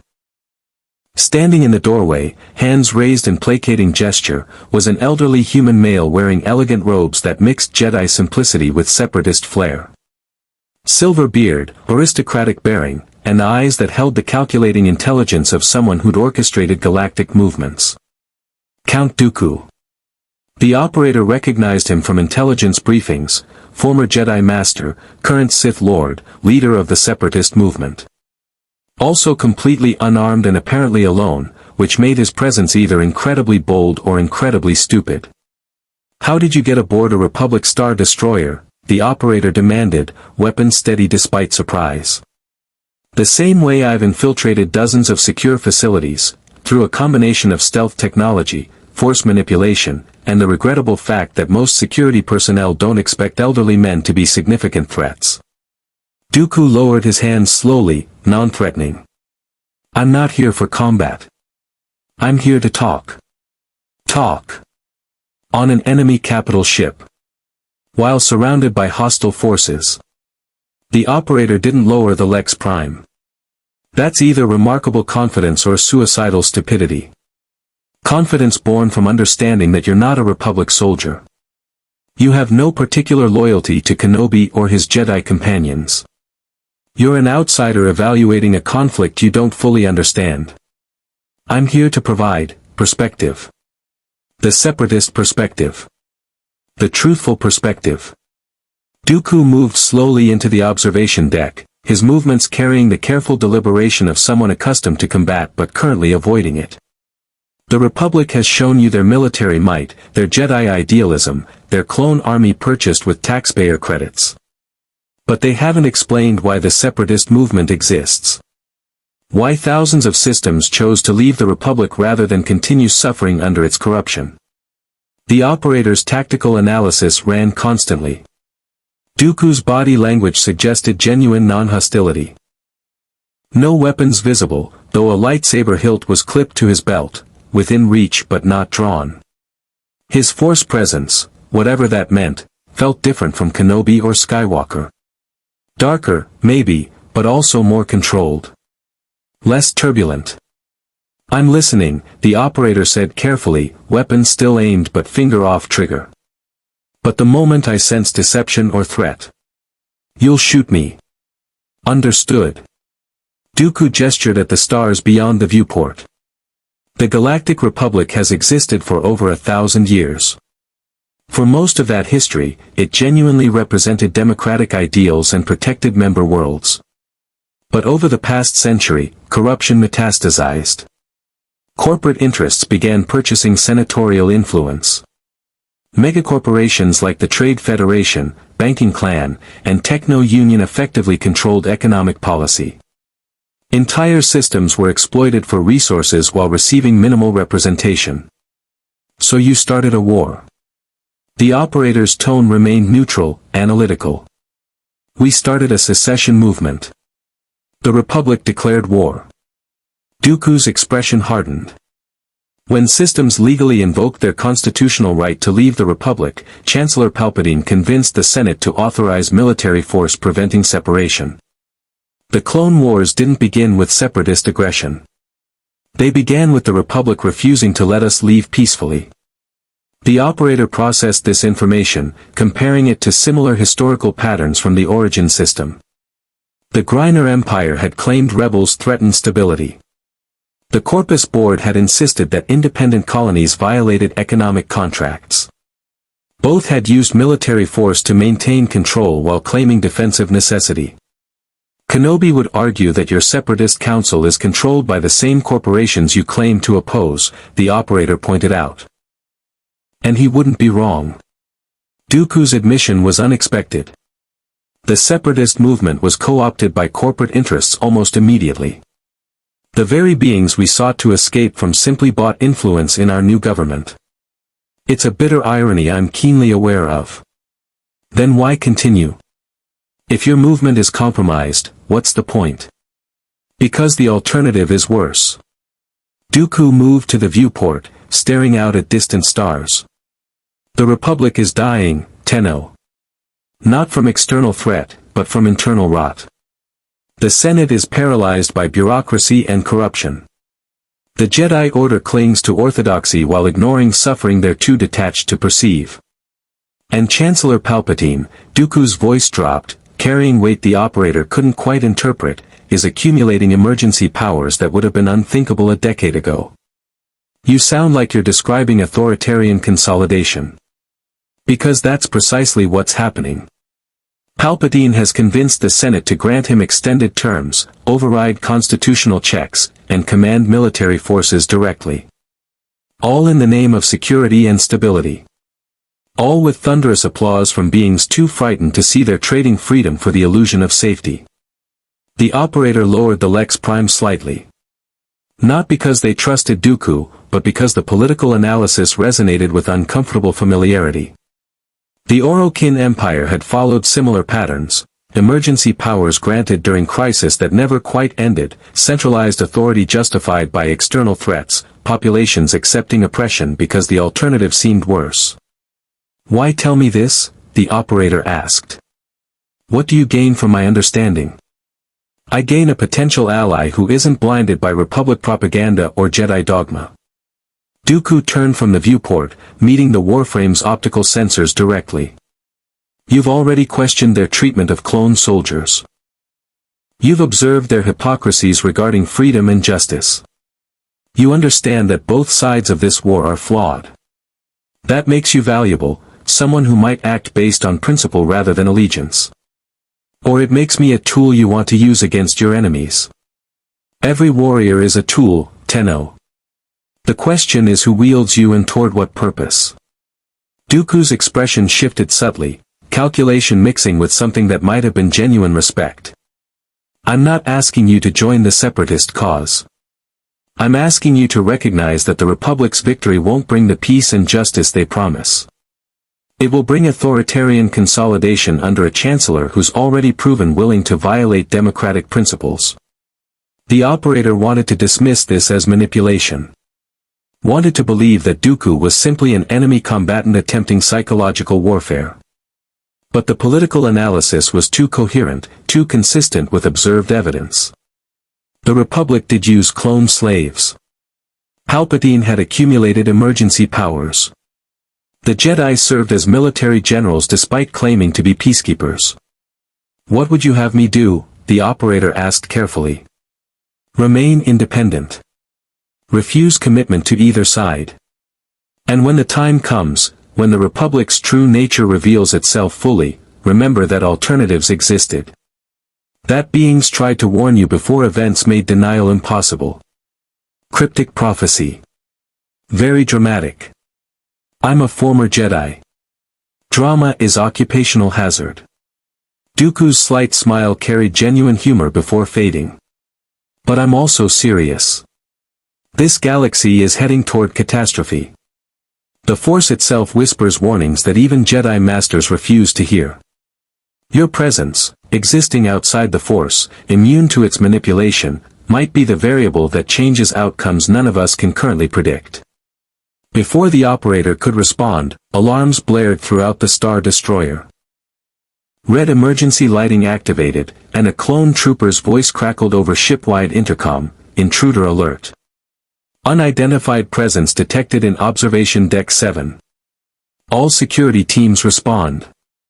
Dooku sighed with theatrical resignation. "And that's my cue to depart. Stealth technology only works until it doesn't." He moved toward the viewport, and the operator suddenly understood his escape route, directly through the transparisteel into open space. "You're insane. That's vacuum. The Force provides." Dooku ignited his crimson lightsaber, curved hilt, elegant design, blade humming with barely contained power. He slashed through the transparisteel in one perfect arc. The material shattered, explosive decompression beginning instantly. Emergency bulkhead slammed down, sealing the observation deck from the rest of the ship. The operator's warframe automatically mag-locked to the deck plating, preventing expulsion into space. But Dooku had no such protection. He simply fell backward through the breach, out into infinite void, completely unprotected. Through the warframe sensors, the operator watched a small personal craft, some kind of advanced stealth shuttle, materialize from nothing, its cloaking field dropping as Dooku's falling form was caught by what appeared to be a Force-powered gravitational manipulation. The Sith Lord landed gracefully on the shuttle's entry ramp, turned back toward the Resolute, and actually bowed with aristocratic formality. Then the craft's engines flared, and it vanished into hyperspace before Republic turbolasers could acquire targeting locks. What the hell just happened? Anakin Skywalker's voice demanded as he and Obi-Wan Kenobi burst through the emergency bulkhead service hatch, lightsabers ignited and ready for combat that had already ended. The operator stood in the depressurizing observation deck, emergency force fields activating to contain the breach, and tried to articulate an answer that made sense. Count Dooku infiltrated your ship, found me, delivered a political lecture about Republic corruption and authoritarian consolidation, then jumped out a window into space. That's, Kenobi struggled for words. That's absolutely something Dooku would do. What did he say? What did he want? He wanted to plant doubts. The operator reviewed the conversation, analyzing for manipulation techniques and propaganda structures. He claimed the Separatist movement started as legitimate secession before being co-opted by corporations. That the Republic declared war rather than allowing peaceful departure. That Chancellor Palpatine is accumulating authoritarian power while everyone applauds. Classic Sith manipulation, Anakin said immediately. Mixing truth with lies to create confusion. Palpatine has emergency powers because the Senate granted them during crisis. He'll relinquish them when the war ends. Will he? The operator asked quietly. Silence. Kenobi and Anakin exchanged meaningful glances, some silent Jedi communication passing between them. Finally Kenobi spoke. The Chancellor has given no indication he intends to maintain emergency powers beyond military necessity. But you don't know. Not with certainty. The Force would warn us if. The Force didn't warn you about the clone army's sudden appearance. Didn't warn you about the war's beginning. Didn't warn you about Dooku's infiltration tonight. The operator gestured at the shattered viewport, emergency repair crews already scrambling to seal the breach. Maybe the Force isn't as reliable as you believe. Or maybe it's being manipulated by someone who understands it better than you do. Anakin's mechanical hand clenched, servos whining. You've been aboard this ship for one day and you're already questioning everything the Jedi stand for. Or maybe I'm asking questions you should have asked yourselves. The operator moved toward the service hatch, conversation clearly ending. Dooku said something else. He said the Republic's victory won't bring peace and justice. It will bring authoritarian consolidation. If he's right, if that happens, will you have the courage to oppose it? Or will you rationalize and justify and serve the very tyranny you claim to fight against? The operator left before either Jedi could formulate responses. Behind them, Kenobi and Anakin stood in damaged observation deck, surrounded by emergency crews and uncomfortable implications. "He's dangerous," Anakin said finally. "More dangerous than I thought. Not because of combat abilities, but because he makes us question ourselves." "Questioning isn't always dangerous," Kenobi replied softly. "Sometimes it's necessary. The Council has been so focused on winning the war that we haven't adequately considered what happens after victory. What a republic with emergency powers and military authority looks like. What role the Jedi will play in that government. You're not actually considering Dooku's propaganda. I'm considering that an outside perspective might see patterns we've normalized. The Tenno is right about one thing: the Force didn't warn us about numerous critical developments. Either we're collectively blind, or something is interfering with our perception." Kenobi's expression was troubled. Either possibility is deeply concerning. They left the observation deck lost in contemplation, neither noticing the small recording device hidden in the ceiling, Separatist spy technology that had captured every word of Dooku's conversation with the Tenno. The device transmitted its data in compressed bursts to a waiting relay satellite, which forwarded it through secured channels to Sereno. And on Coruscant, in an elegant office overlooking the Senate building, Chancellor Palpatine reviewed the transmitted conversation with interest that bordered on hunger. His aged face, kindly, grandfatherly, carefully constructed mask, flickered briefly into something else. Something predatory. "Fascinating," he murmured to the empty office. "The Tenno resists manipulation from both sides. Immune to Force persuasion. Asking dangerous questions. Either a threat to be eliminated, or an opportunity to be exploited." He activated a secure holonet channel, and a holographic figure materialized, cloaked, face hidden, voice modulated beyond recognition. "Yes, my master," the figure intoned. "Darth Tyrannus believes he's recruited an independent variable. He doesn't understand that independence itself can be weaponized." Palpatine's voice carried the absolute confidence of someone who'd orchestrated galactic conflicts with casual precision. "Watch the Tenno. Learn their patterns. And when the moment arrives, when Order 66 transforms the galaxy, ensure they're positioned where their independence becomes our advantage. As you command." The hologram faded, leaving Palpatine alone with his plotting and the infinite patience of a Sith Lord who'd waited decades to spring his trap. The Clone Wars weren't about Separatist victory or Republic triumph. They were about transformation, changing a democracy into an empire so gradually that citizens would applaud their own subjugation. And the Tenno, with their uncomfortable questions and outside perspective, might become the perfect scapegoat when the Jedi Order needed to be eliminated. After all, who would question the Chancellor's actions if a mysterious alien warrior, immune to the Force, questioning Jedi authority, sympathetic to Separatist arguments, stood accused of attempting assassination? The pieces were aligning beautifully. 3 days passed in uneasy routine aboard the Resolute. The operator maintained deliberate distance from command staff, spending time in the engineering bay learning Republic technology, sparring with curious clone troopers who wanted to test their combat skills against someone outside their training parameters, and continuing attempts to harmonize void energy with Force-saturated space. Progress was marginal but measurable, energy consumption decreasing from 50% inefficiency to 38%. Still problematic, but survivable. The clone troopers had changed. Subtly, but noticeably. Conversations in mess halls grew quieter when officers approached. Maintenance crews exchanged coded glances that spoke of discussions happening outside official channels.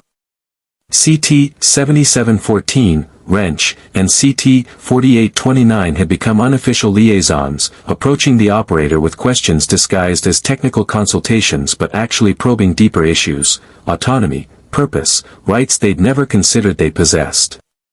The operator answered honestly, which probably made everything worse. Or better. Perspective determined interpretation. Anakin Skywalker had grown increasingly distant, his initial fascination replaced by guarded suspicion. He still nodded respectfully when their paths crossed, still offered combat partnership during tactical simulations, but the easy camaraderie was gone. Replaced by the wariness of someone who'd been forced to question comfortable certainties and resented the discomfort. Obi-Wan Kenobi, conversely, had become more engaged.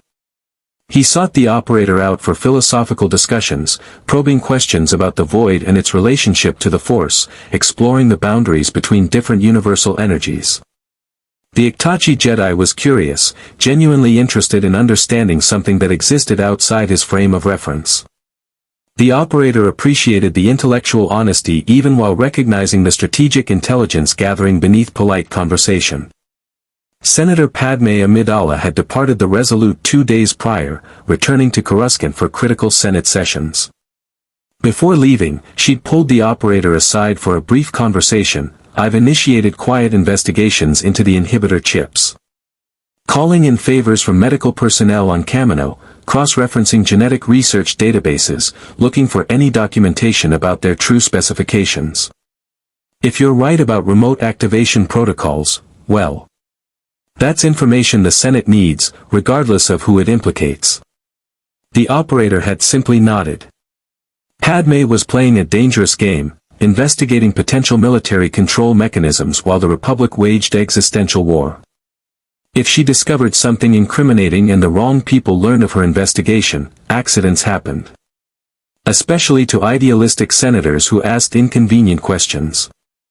Now, standing in the Resolute's war room, the Operator watched holographic tactical displays while Kenobi, Anakin, and Admiral Yularen planned the next operation.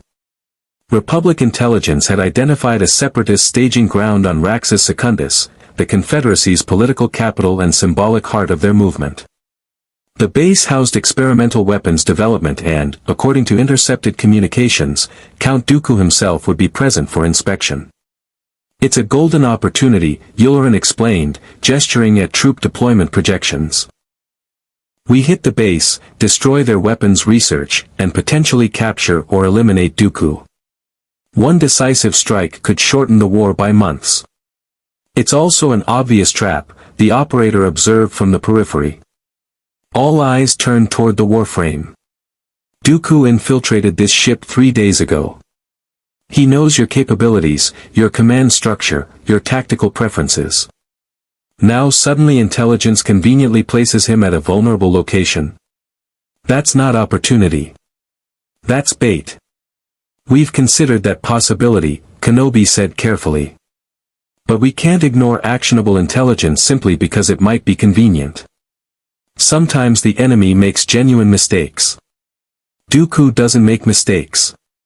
He makes calculated decisions." The Operator moved closer to the holographic display, studying terrain features and defensive positions. "This base is positioned at the convergence of 3 canyons. Limited approach vectors. Natural choke points. Perfect kill zone for prepared defenders. You'd be attacking uphill against fortified positions with minimal tactical flexibility." Anakin frowned, clearly uncomfortable with the assessment. "We've overcome worse odds. The 501st and 212th Attack Battalions are the best soldiers in the Republic military. With Jedi leadership and proper planning, you'll suffer 40% casualties minimum." The Operator pulled up casualty projection models, running simulations based on observed Republic tactics and Separatist defensive capabilities. Worse if Dooku has additional surprises waiting. Experimental weapons, for instance.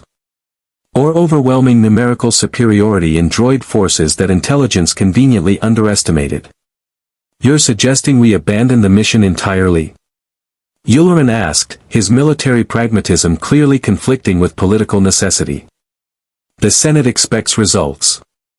The Chancellor specifically requested aggressive operations against high-value Separatist targets. I'm suggesting you recognize manipulation when it's this obvious." The Operator deactivated the projections, facing the command staff directly. "Dooku plants doubts about Republic leadership. Then intelligence immediately provides an opportunity to strike at him personally. The narrative is too clean. Someone wants you attacking Raxus Secundus. Question is, who, and why? Silence filled the war room. Clone officers exchanged uncomfortable glances. Anakin looked ready to object again, but Kenobi raised a hand, forestalling argument. A valid concern, the Jedi Master acknowledged.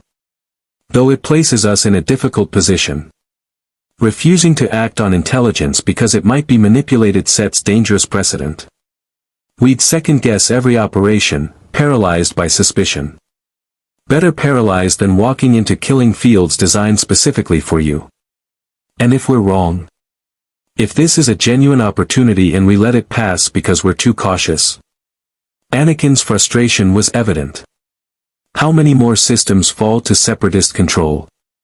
How many more civilians die because we were afraid to take risks? The operator recognized the argument structure, manufactured urgency designed to override tactical caution. The corpus used similar techniques to pressure colonies into unfavorable contracts. Accept now or face consequences. Commit before analyzing alternatives. Act on emotion rather than calculation.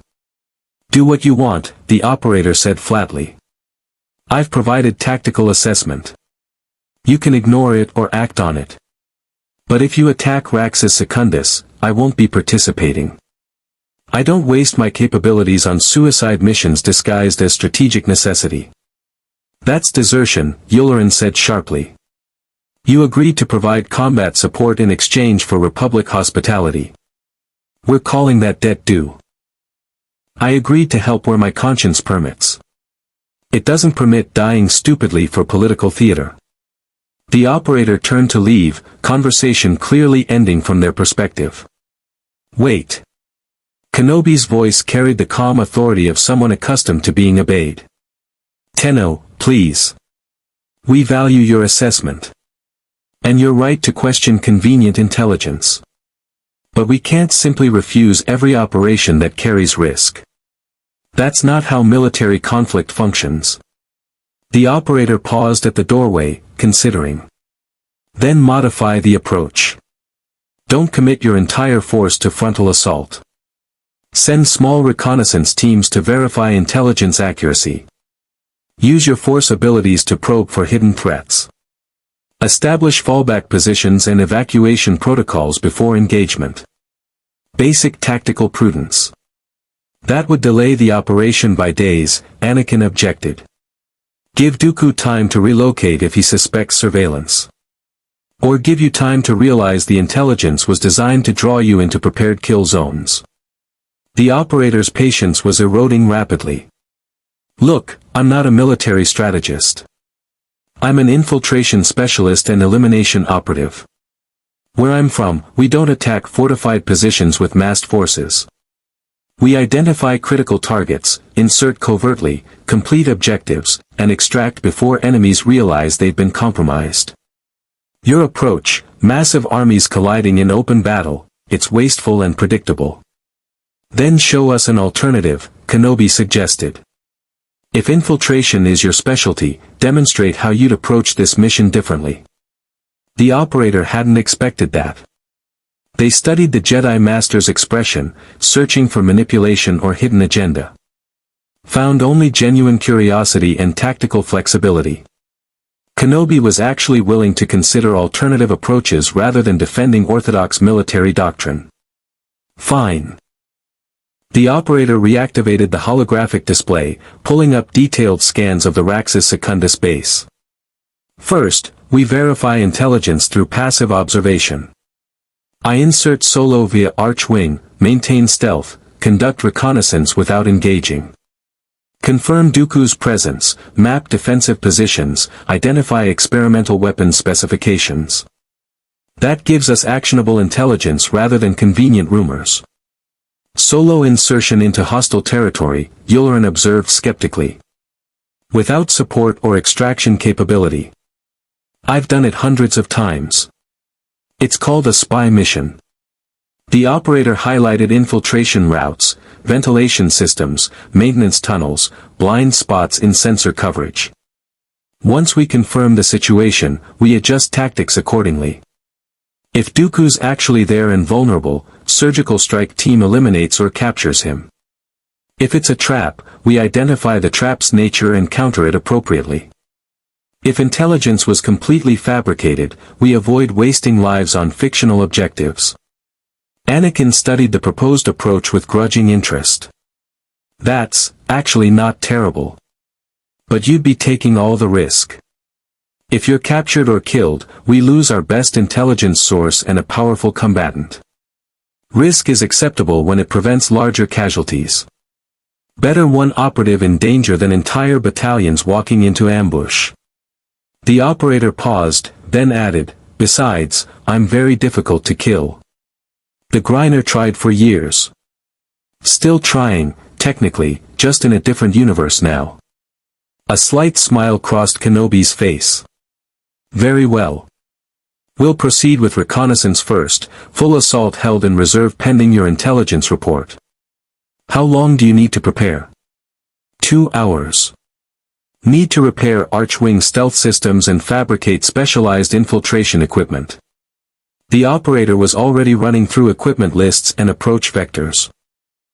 Also need updated intelligence on Raxus Secundus, atmospheric composition, gravitic readings, electromagnetic spectrum analysis.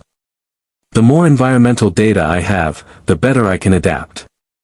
Commander Cody will provide everything we have. Kenobi gestured at the clone officer, who nodded crisply. "And Tenno. Thank you.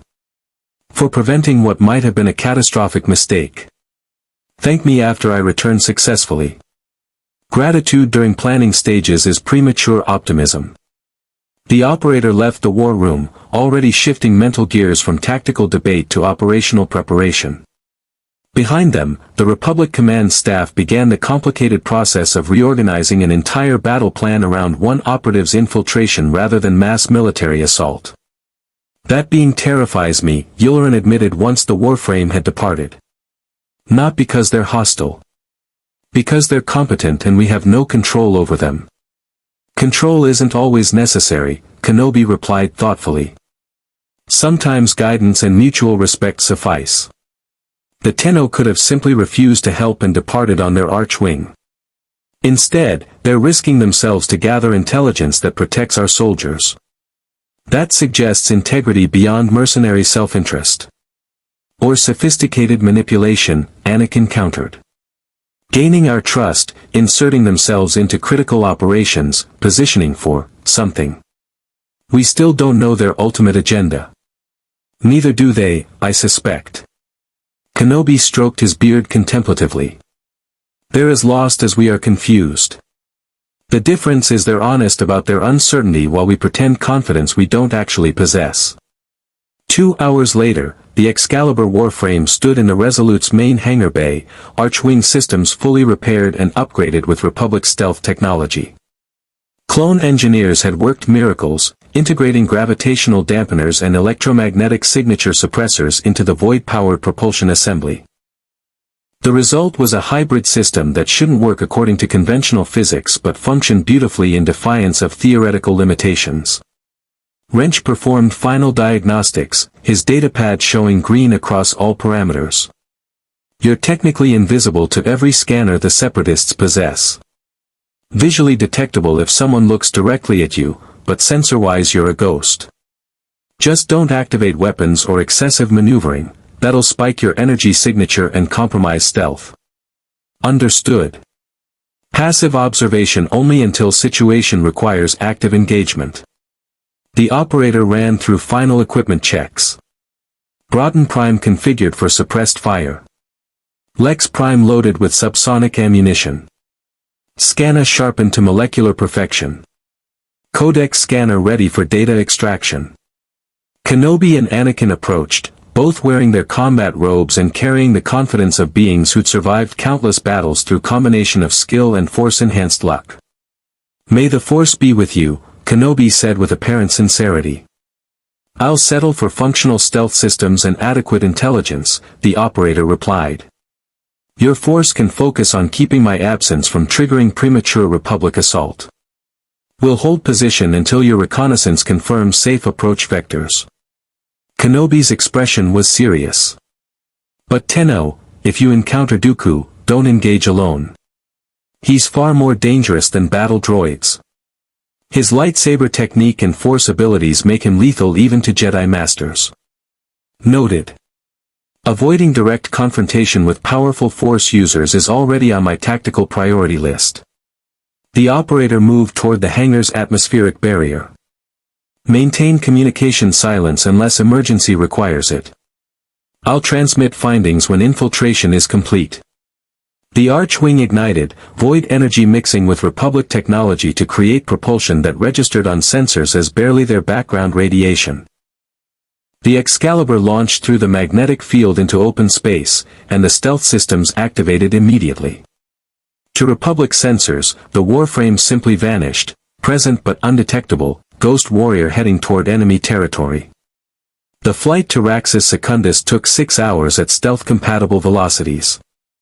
The operator used the time to meditate, centering consciousness, preparing for infiltration that would require absolute precision and zero margin for error.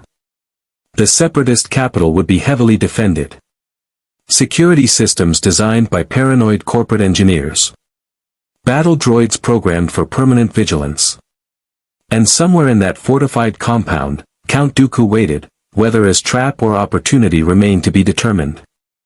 Raxus Secundus resolved from orbital approach as an industrial world wrapped in manufacturing complexes and political monuments.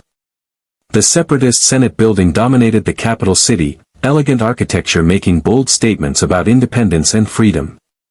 Nearby, the military research facility hulked like cancerous growth, brutal functionality without aesthetic concern. The operator descended through atmospheric layers, stealth systems compensating for friction heat and electromagnetic disturbance. Sensor sweeps passed through their position without triggering alerts. Surface-to-air batteries tracked phantom targets elsewhere. The Archwing carried them low over urban sprawl, weaving between buildings, following terrain to mask approach vectors. The research facility grew larger, its perimeter bristling with turbolaser emplacements and droid patrol patterns. The operator identified a maintenance access point, garbage disposal chute with minimal sensor coverage, wide enough for Warframe passage if they folded the Archwing tight. Not dignified, but infiltration rarely was. They descended toward the access point, preparing for whatever waited inside, truth or trap, intelligence or ambush, critical intelligence or elaborate deception designed by minds that understood manipulation as fundamental weapon. The Tenno had survived worse odds. Usually. The survival rate was technically above 50% if you counted tactical retreats as successful outcomes. The Excalibur entered the facility, and the observation phase ended. Now came the dangerous part, learning what Count Dooku and his Separatist allies actually wanted the Republic to find. The maintenance shaft was exactly as unpleasant as expected, narrow, coated in industrial residue, and filled with the mechanical grinding of waste processing systems. The operator navigated by sensor overlay, Warframe's enhanced vision piercing darkness that would have been absolute to organic eyes. Ahead, the shaft branched into the facility's main infrastructure network. Service tunnels designed for maintenance droids, too small for comfortable human passage but adequate for the Excalibur's compact profile. Every 20 meters, security sensors swept predetermined patterns. The operator timed movements to blind spots, flowing through gaps in coverage like water finding cracks in stone. Republic stealth systems kept electromagnetic signature suppressed. Void energy remained carefully muted, channeled inward rather than radiating detectably. The result was effective invisibility, present but imperceptible, threat unrecognized until too late. The service tunnel opened into a primary ventilation shaft. Below, through grated flooring, the research facility's interior revealed itself, massive chamber filled with experimental weapons in various development stages. The operator recognized some configurations from Republic intelligence briefings, ion disruptors designed to disable entire capital ships, seismic charges capable of cracking planetary crusts, biological weapons that made even Separatist engineers nervous according to intercepted communications. Battle droids patrolled in precise formations, B1 units for basic security, B2 super battle droids at critical junctions, destroyer droids positioned near high-value equipment. The operator counted approximately 200 combatants in visual range, with likely additional forces in adjacent sections. Overwhelming numbers for conventional assault, manageable obstacles for infiltration specialists who understood that the best combat was combat avoided entirely. The codex scanner activated silently, recording everything: weapon specifications, security protocols, patrol patterns, structural weaknesses. Intelligence that would allow Republic forces to strike precisely if engagement became necessary. Or avoid engagement entirely if the situation warranted retreat. Movement. Organic, not mechanical. The operator's sensors detected humanoid signatures entering the main chamber from executive access corridor.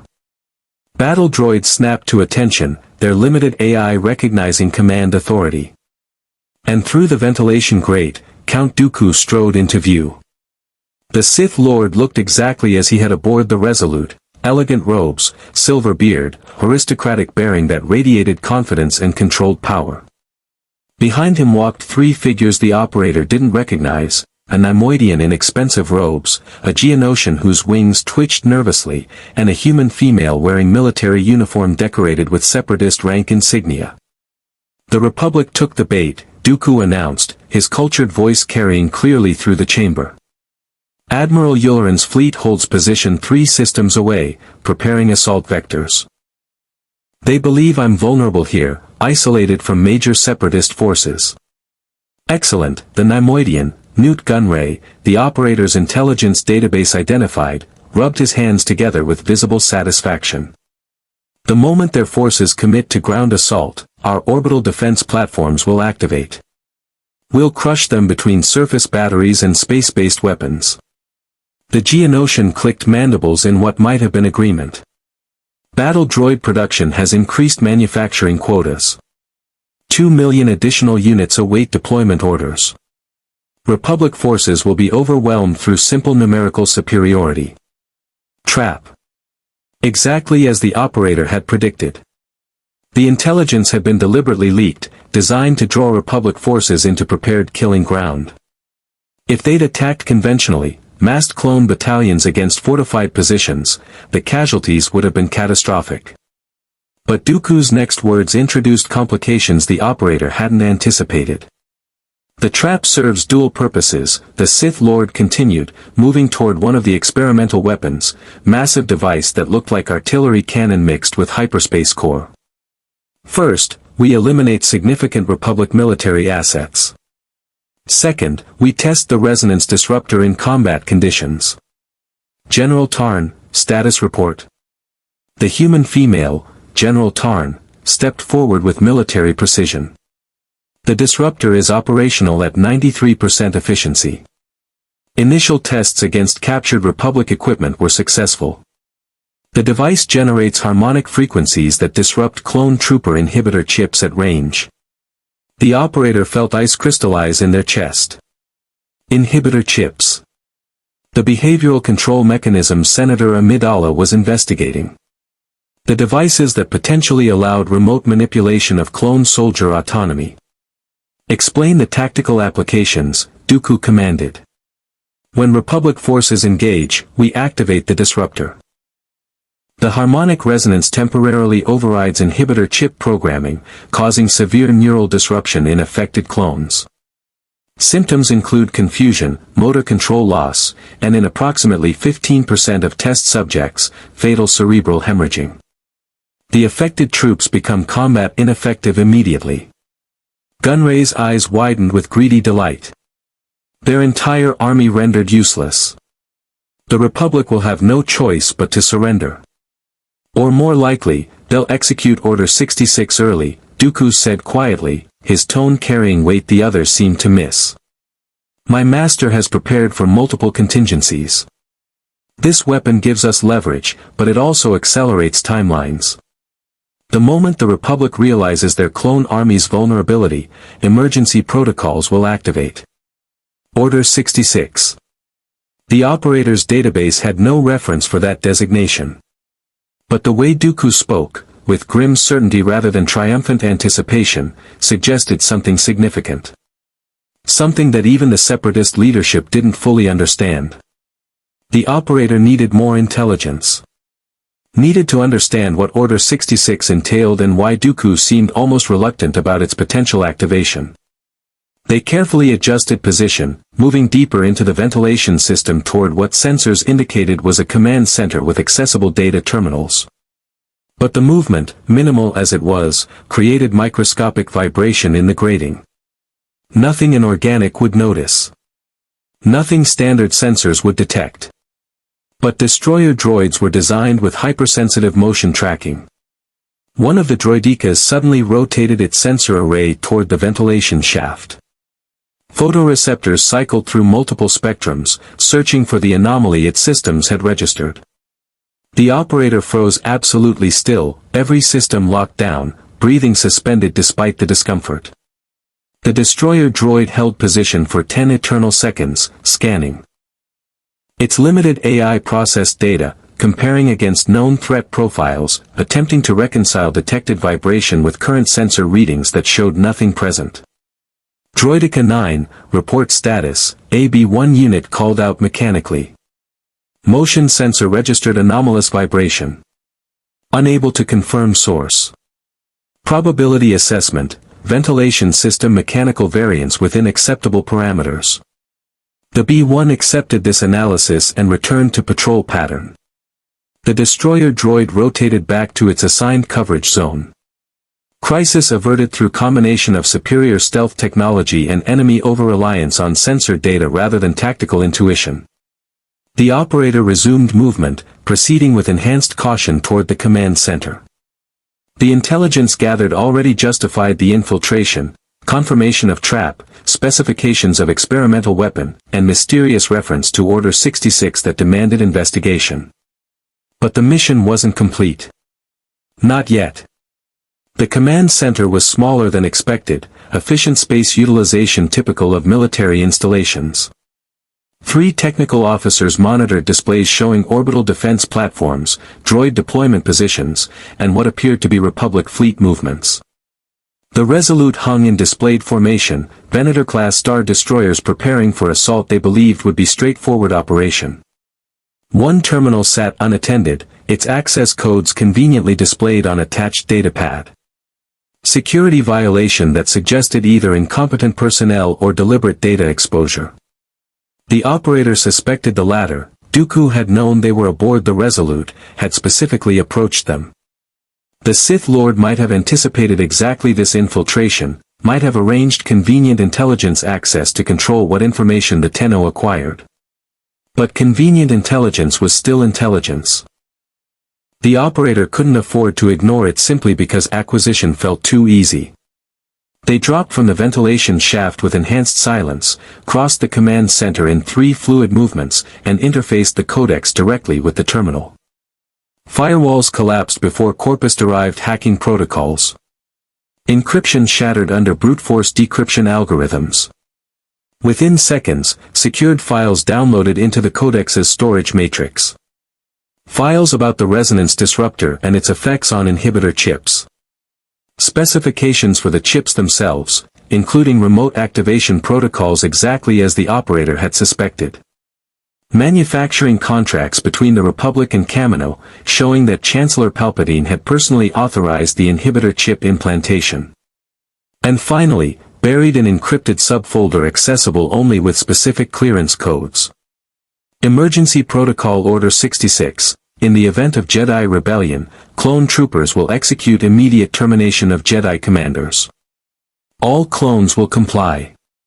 Resistance indicates malfunction. Authorization, Office of the Supreme Chancellor. The operator read the protocol 3 times, ensuring complete comprehension. It wasn't battle strategy. It wasn't tactical contingency. It was genocide protocol. Systematic elimination of the Jedi Order through betrayal by the very soldiers who fought alongside them daily. And it was coded directly into clone inhibitor chips, awaiting activation by single command from Chancellor Palpatine. The pieces suddenly aligned with horrifying clarity. Dooku's cryptic warnings about Republic authoritarianism. His reluctance when discussing Order 66 activation. His statement about my master having prepared multiple contingencies. The Sith Lord wasn't the primary threat. He was a distraction. The real danger sat in the Chancellor's office, manipulating both sides of the galactic conflict toward singular purpose, destroying the Jedi and consolidating absolute power. The operator needed to leave. Needed to transmit this intelligence to Republic forces, warn Kenobi and the others before. I thought you might come. Count Dooku stood in the command center doorway, lightsaber unignited but hand resting on its hilt. His expression mixed satisfaction with genuine regret.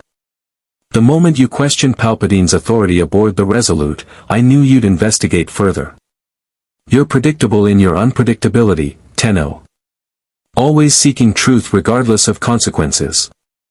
The operator spun, weapons drawn, calculating engagement vectors and escape routes simultaneously.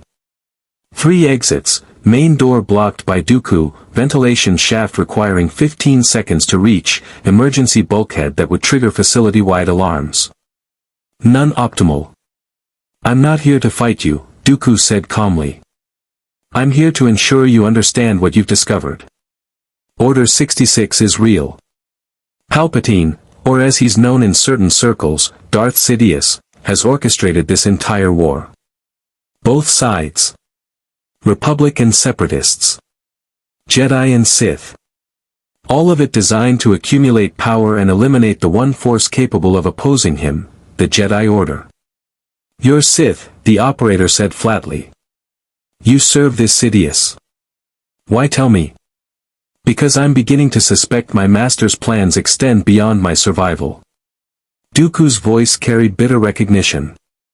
I was useful for creating the Separatist movement, for providing credible opposition that justified emergency powers. But once Order 66 executes and the Jedi are eliminated, what use is an apprentice who knows too much? You're trying to turn me against both sides. Create chaos while you reposition.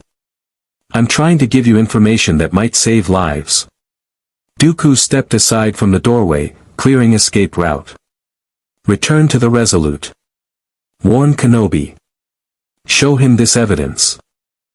And when he inevitably refuses to believe, because Jedi arrogance won't allow them to see manipulation this profound, at least you'll have tried. At least some beings will remember that warnings were given before catastrophe became inevitable. The operator didn't trust this. Couldn't trust it. But Dooku was actually allowing escape rather than engaging in combat that would alert security forces. The Sith Lord's tactical objectives remained unclear, but his immediate actions suggested genuine desire for intelligence dissemination rather than operative elimination. Why? The operator demanded. What do you gain from this? Redemption, perhaps.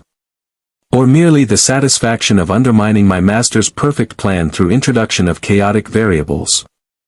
Dooku's slight smile carried dark humor. You exist outside the Force. Palpatine can't perceive your decisions through Force visions. That makes you dangerous to him in ways neither of you fully comprehend yet. So go. Disrupt his carefully orchestrated timeline. And if the galaxy survives what's coming, perhaps remember that not all Sith are blindly committed to destruction. The operator fled. No other word adequately described the desperate sprint through corridors, the emergency archwing deployment that abandoned stealth for speed, the acceleration through facility defenses that suddenly seemed less interested in stopping escape than ensuring it succeeded.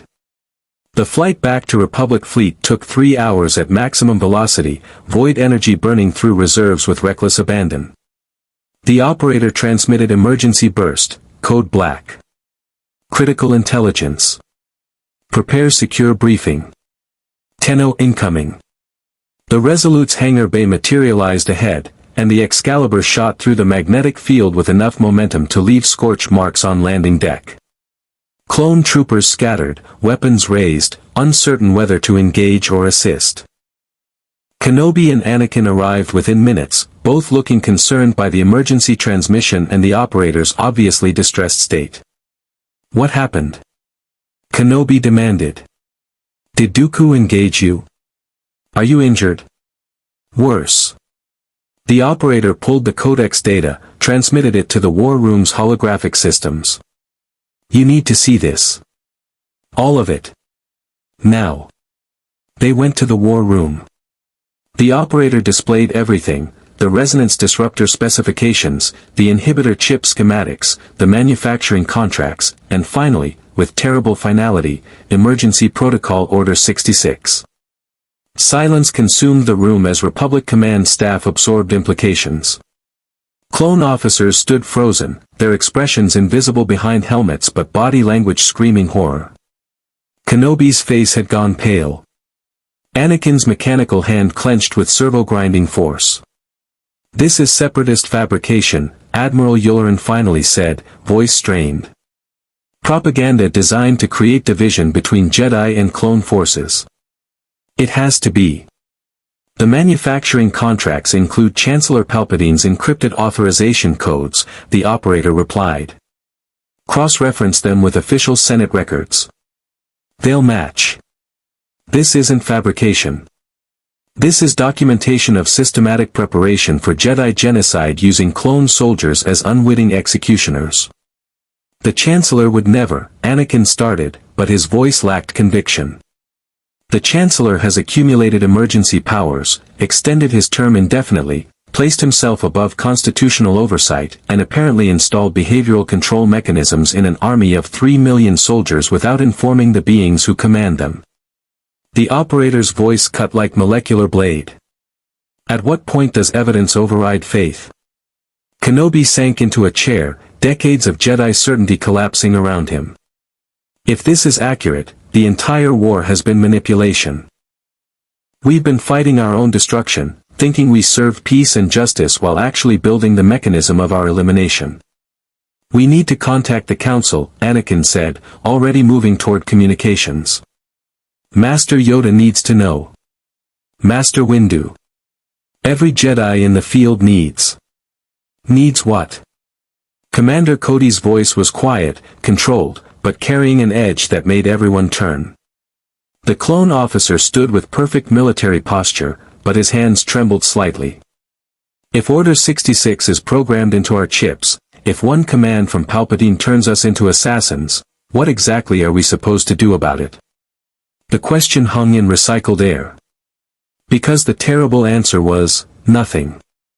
The clones couldn't remove their own chips without extensive surgery and medical support that required facilities they didn't control. They couldn't refuse activation that bypassed conscious choice. The war room remained locked in horrible silence as the full implications settled. 3 million clone troopers, each carrying a neurological time bomb that could transform loyal soldiers into Jedi executioners with a single transmitted code phrase. The mechanism was elegant in its brutality, using the Republic's own army as the instrument of its guardian's destruction. There has to be a way to disable the chips, Anakin said, desperation creeping into his voice. Emergency surgery, electromagnetic pulse, something. The chips are hardened against EMP, the operator replied, having already analyzed the technical specifications during flight.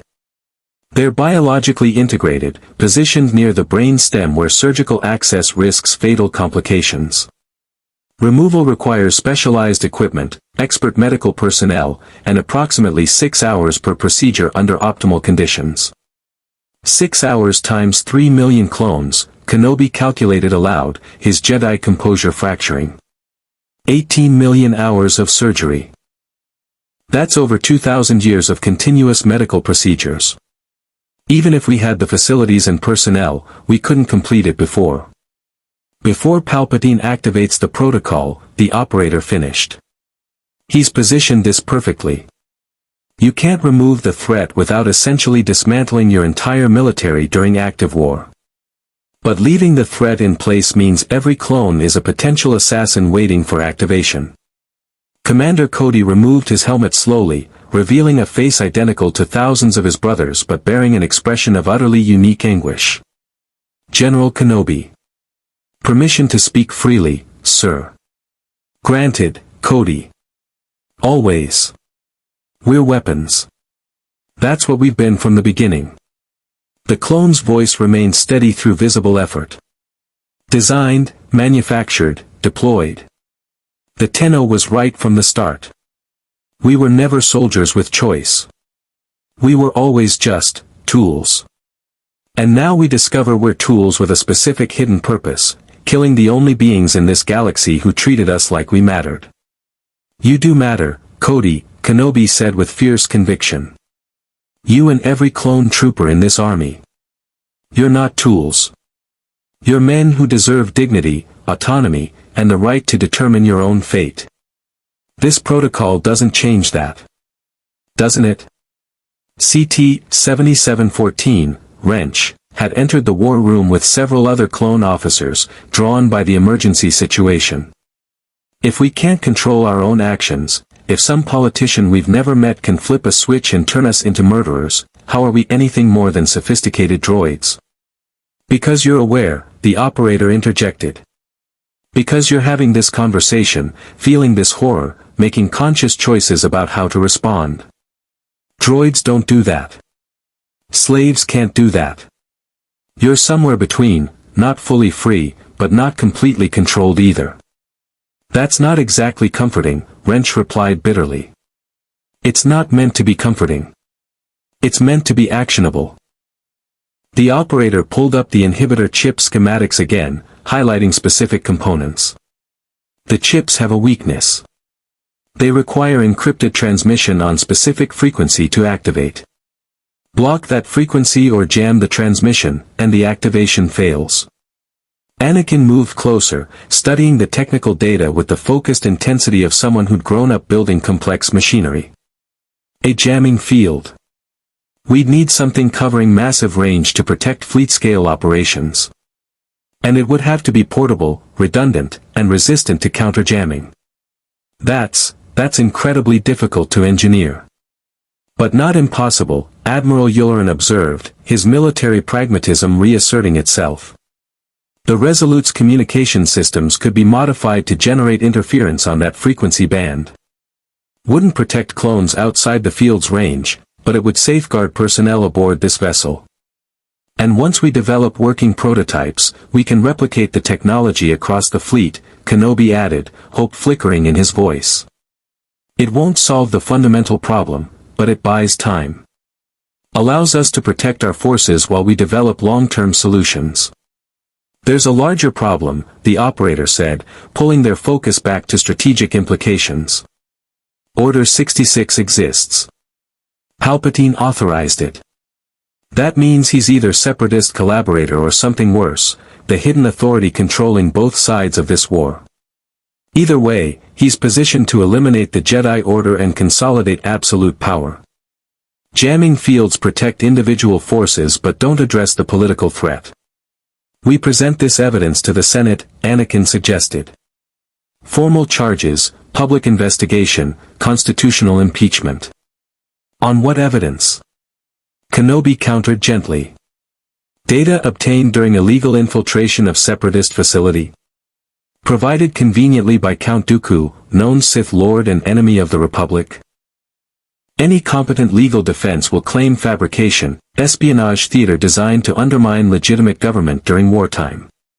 Then we go directly to the Jedi Council, Anakin insisted. Master Yoda will know what to do. He'll sense the truth through the Force. Will he? The operator's question was quiet but cutting.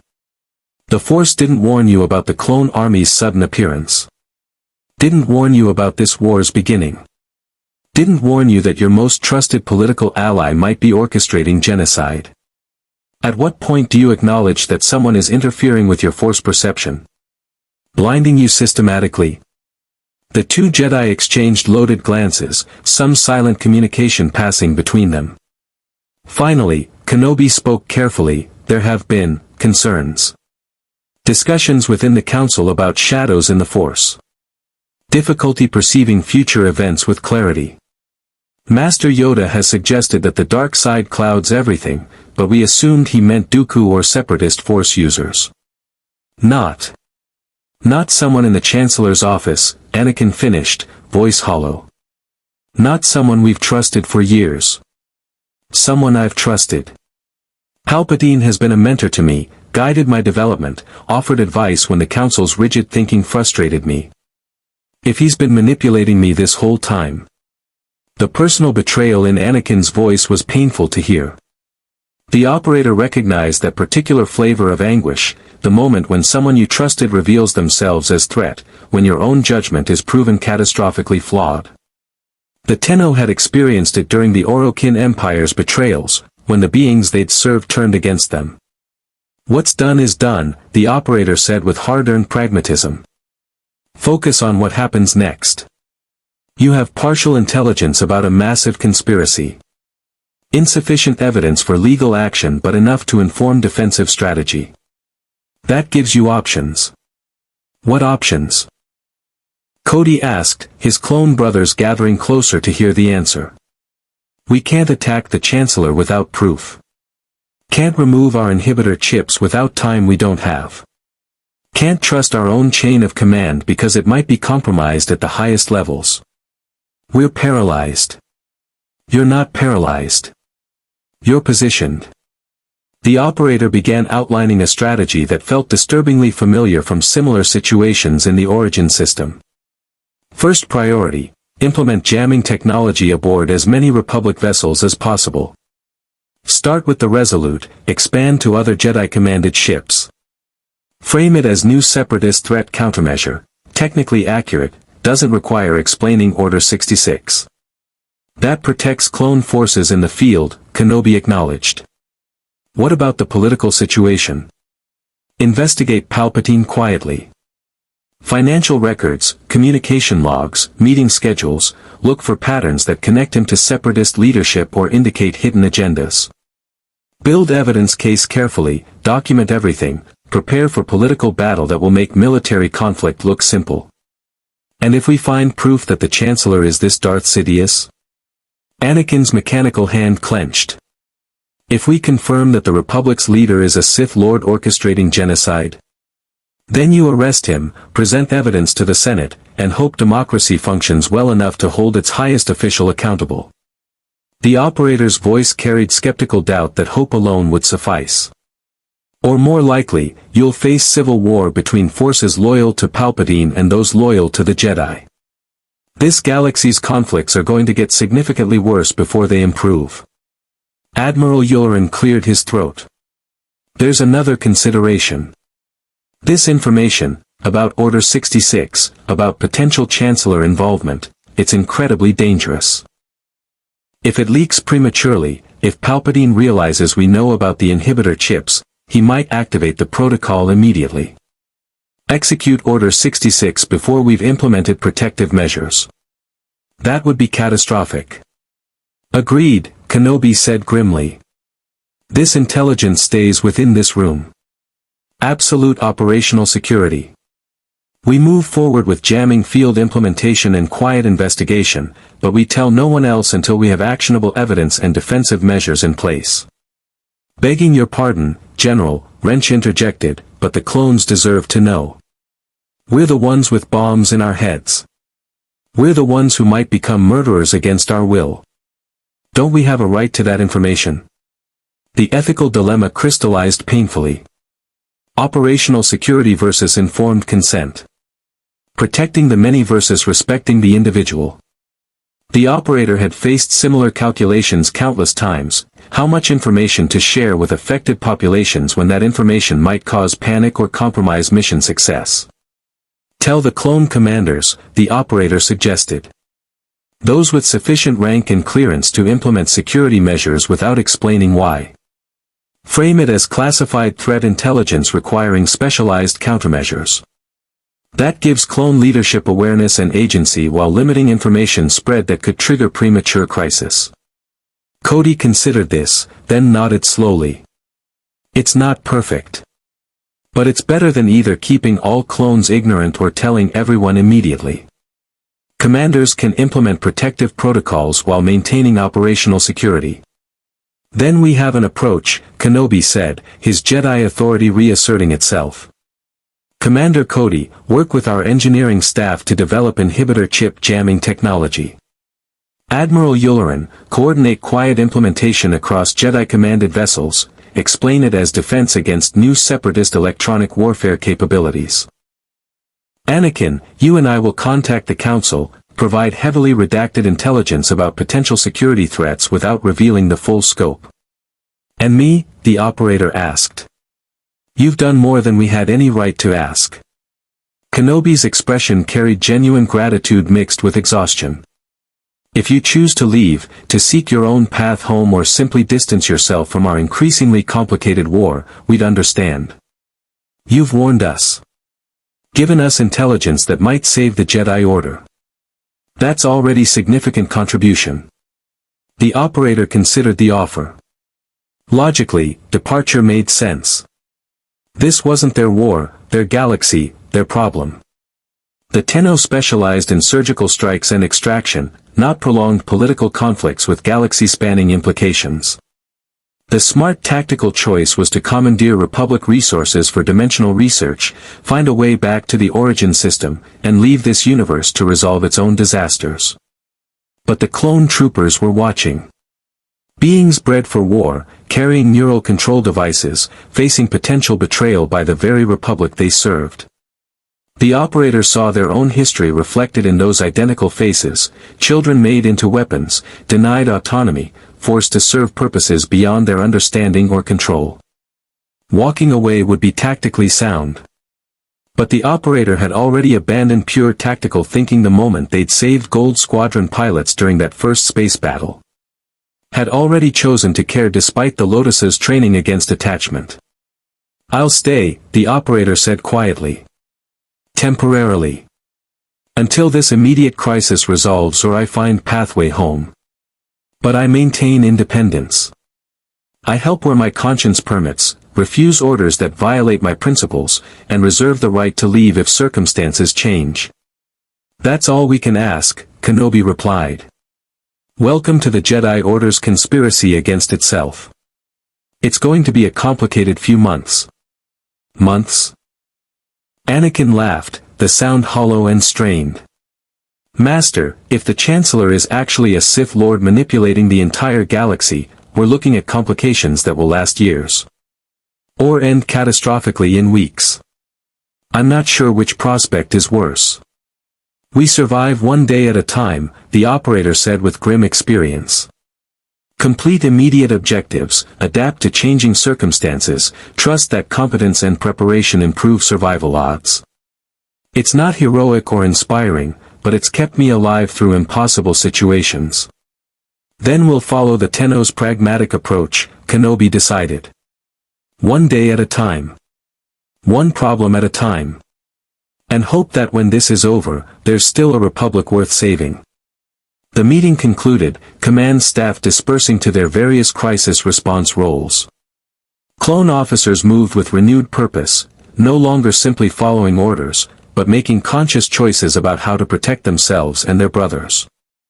Jedi prepared to question authority they'd served without hesitation for decades. And the operator stood in the empty war room, studying the holographic display of Republic fleet positions and wondering if any amount of preparation would prove sufficient against conspiracy this profound. On Coruscant, in his elegant office, Chancellor Palpatine felt a disturbance. Nothing specific, the Tenno remained frustratingly opaque to Force perception, but patterns were shifting. Variables becoming unpredictable. The carefully orchestrated timeline experiencing minor turbulence. He smiled. Turbulence could be useful. Chaos created opportunities for those patient enough to exploit them. And if the Tenno's interference required minor plan adjustments, well, adaptability was why he'd survived as Sith Lord while others had fallen to rigid orthodoxy. Let them scramble, Palpatine murmured to his empty office. Let them build their defenses and investigate their suspicions. When Order 66 executes, when the Jedi burn and the Republic transforms into Empire, their frantic preparations will be revealed as pathetically insufficient. And the Tenno will learn that existing outside the Force doesn't make one immune to its master's designs. He activated a secured communication channel, and a holographic figure materialized, Darth Vader, though that name hadn't been spoken yet. The future waited, patient and inevitable. My friend, Palpatine said warmly, I have a task that requires your unique talents. A Jedi conspiracy is forming. They suspect my true nature. We must accelerate certain timelines, ensure that when revelation comes, it comes on our terms rather than theirs. The hologram nodded, and plans within plans continued spinning toward their inevitable, terrible conclusion. The Excalibur Warframe stood once more in the observation deck, now fully repaired, transparisteel replaced, emergency protocols upgraded, staring out at the infinite galaxy that had become an unexpected battlefield. 2 weeks had passed since the infiltration of Raxus Secundus. 2 weeks of frantic preparation, quiet investigation, and the slow, grinding work of building defenses against threats that most beings couldn't see coming. The jamming technology had been implemented across 17 Jedi-commanded vessels. Clone commanders knew enough to protect their brothers without knowing so much that panic would spread. The Jedi Council had been briefed in carefully measured doses, Master Yoda sensing darkness, Master Windu demanding action, and Obi-Wan Kenobi counseling patience while evidence accumulated. Senator Padme Amidala's investigation had uncovered financial irregularities linking Palpatine to Kaminoan contracts, though nothing definitive enough for formal charges. Count Dooku had gone silent, his separatist forces executing inexplicable tactical withdrawals that suggested someone was repositioning pieces on a galactic board the Republic couldn't fully perceive. And the operator had continued searching for a way home. Republic scientists had been helpful but ultimately limited, their understanding of dimensional physics was rudimentary compared to Orokin technology, and the void remained a concept they couldn't adequately theorize, much less replicate. The path back to the origin system remained frustratingly obscured. But something had changed within the operator. The careful detachment that had defined Tenno operations for centuries had eroded, replaced by something more complicated. The clone troopers who now approached with questions about autonomy and rights. Obi-Wan Kenobi's philosophical discussions about the nature of the Force and the Void. Anakin Skywalker's conflicted loyalty to a mentor who might be orchestrating genocide. Senator Amidala's tireless fight against systemic injustice from within broken institutions. These people had become more than mission parameters. They'd become something the Lotus had warned against, attachments. Credits for your thoughts. Anakin's voice interrupted the meditation. The young Jedi leaned against the viewport, his mechanical hand reflecting starlight. Or do Tenno use different currency? Platinum, usually, the operator replied with something approaching humor. And my thoughts aren't particularly valuable. Just calculating survival odds if this conspiracy with Palpatine goes wrong. And not favorable. Maybe 30% if everything breaks perfectly. 15% realistically. The operator turned from the viewport. Your Republic is balanced on a knife's edge, Skywalker. One wrong move, one premature revelation, and this entire galaxy burns. Then we don't make wrong moves. Anakin's voice carried forced confidence that didn't quite reach his eyes. We're Jedi. We've survived impossible odds before. You're Jedi who might be betrayed by every clone soldier you command. Who serve a government potentially controlled by the Sith. Who are blind to threats your own mystical power can't perceive. The operator's assessment was brutal in its honesty. Your survival isn't guaranteed by past victories. It's determined by present choices. Anakin was silent for a moment, then, Obi-Wan was right about you. You're dangerous because you don't let us lie to ourselves. Because you see what we pretend doesn't exist. Someone has to. Will you stay? After this immediate crisis, assuming we survive it, will you stay and help us rebuild whatever comes next? The operator considered the question carefully. The honest answer was uncertainty. The origin system called to them, the orbiter, the Lotus, the familiar conflicts against Griner and Corpus. But this galaxy had its own desperate need for warriors who asked uncomfortable questions and refused simple allegiances. I don't know, the operator admitted. Ask me again when the crisis resolves. When we know whether your Republic survives or transforms into something else. When the Jedi still exist or have been eliminated by their own clone army. Then I'll have an answer. Fair enough. Anakin pushed away from the viewport. The council is convening in an hour. Emergency session about the Chancellor's latest emergency powers legislation. Obi-Wan wants you there, outside perspective, he says. Someone who isn't invested in maintaining comfortable fictions. I'll attend. After Anakin departed, the operator remained in the observation deck, feeling the weight of decisions approaching like storm fronts. The galaxy didn't know it yet, but catastrophe was coming. Order 66 waited in neural pathways of 3 million clone soldiers. Darth Sidious maneuvered from shadows. And the Tenno, displaced warrior from impossible distances, stood at the convergence of forces that would reshape civilizations. The Lotus had taught that missions had clear parameters: infiltrate, eliminate, extract. But this wasn't a mission anymore. It was something messier, more human, more complicated than tactical objectives and extraction protocols. It was a choice to stand against darkness even when victory wasn't guaranteed. To protect beings who couldn't protect themselves. To fight for principles rather than contracts. The operator touched the Warframe's chest plate, feeling synthetic heartbeat pulse beneath armor. Somewhere, in some dimension or timeline, their biological body waited in somatic link. The void connected them across impossible distances, maintaining consciousness bridge between flesh and biomechanical shell. But perhaps the void connected other things too. Perhaps being ripped across dimensional barriers hadn't been accident but purpose. Perhaps this galaxy needed someone who existed outside the Force, who couldn't be manipulated by Sith or blinded by Jedi orthodoxy. Or perhaps the operator was just trying to find meaning in cosmic accident, imposing narrative on chaos the way sentient beings always did when confronting the incomprehensible.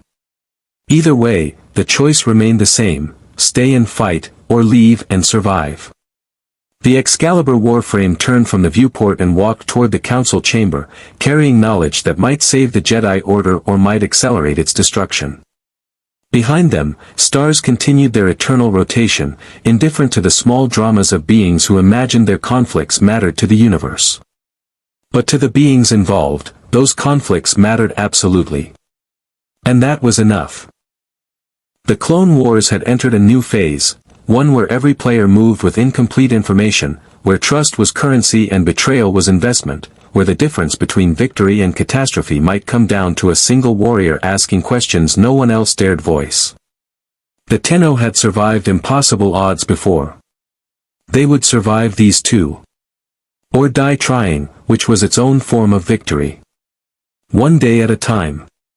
One mission at a time. One choice at a time. The way of the Tenno, adapted to a galaxy far, far away. May the Force be with you. More stories await.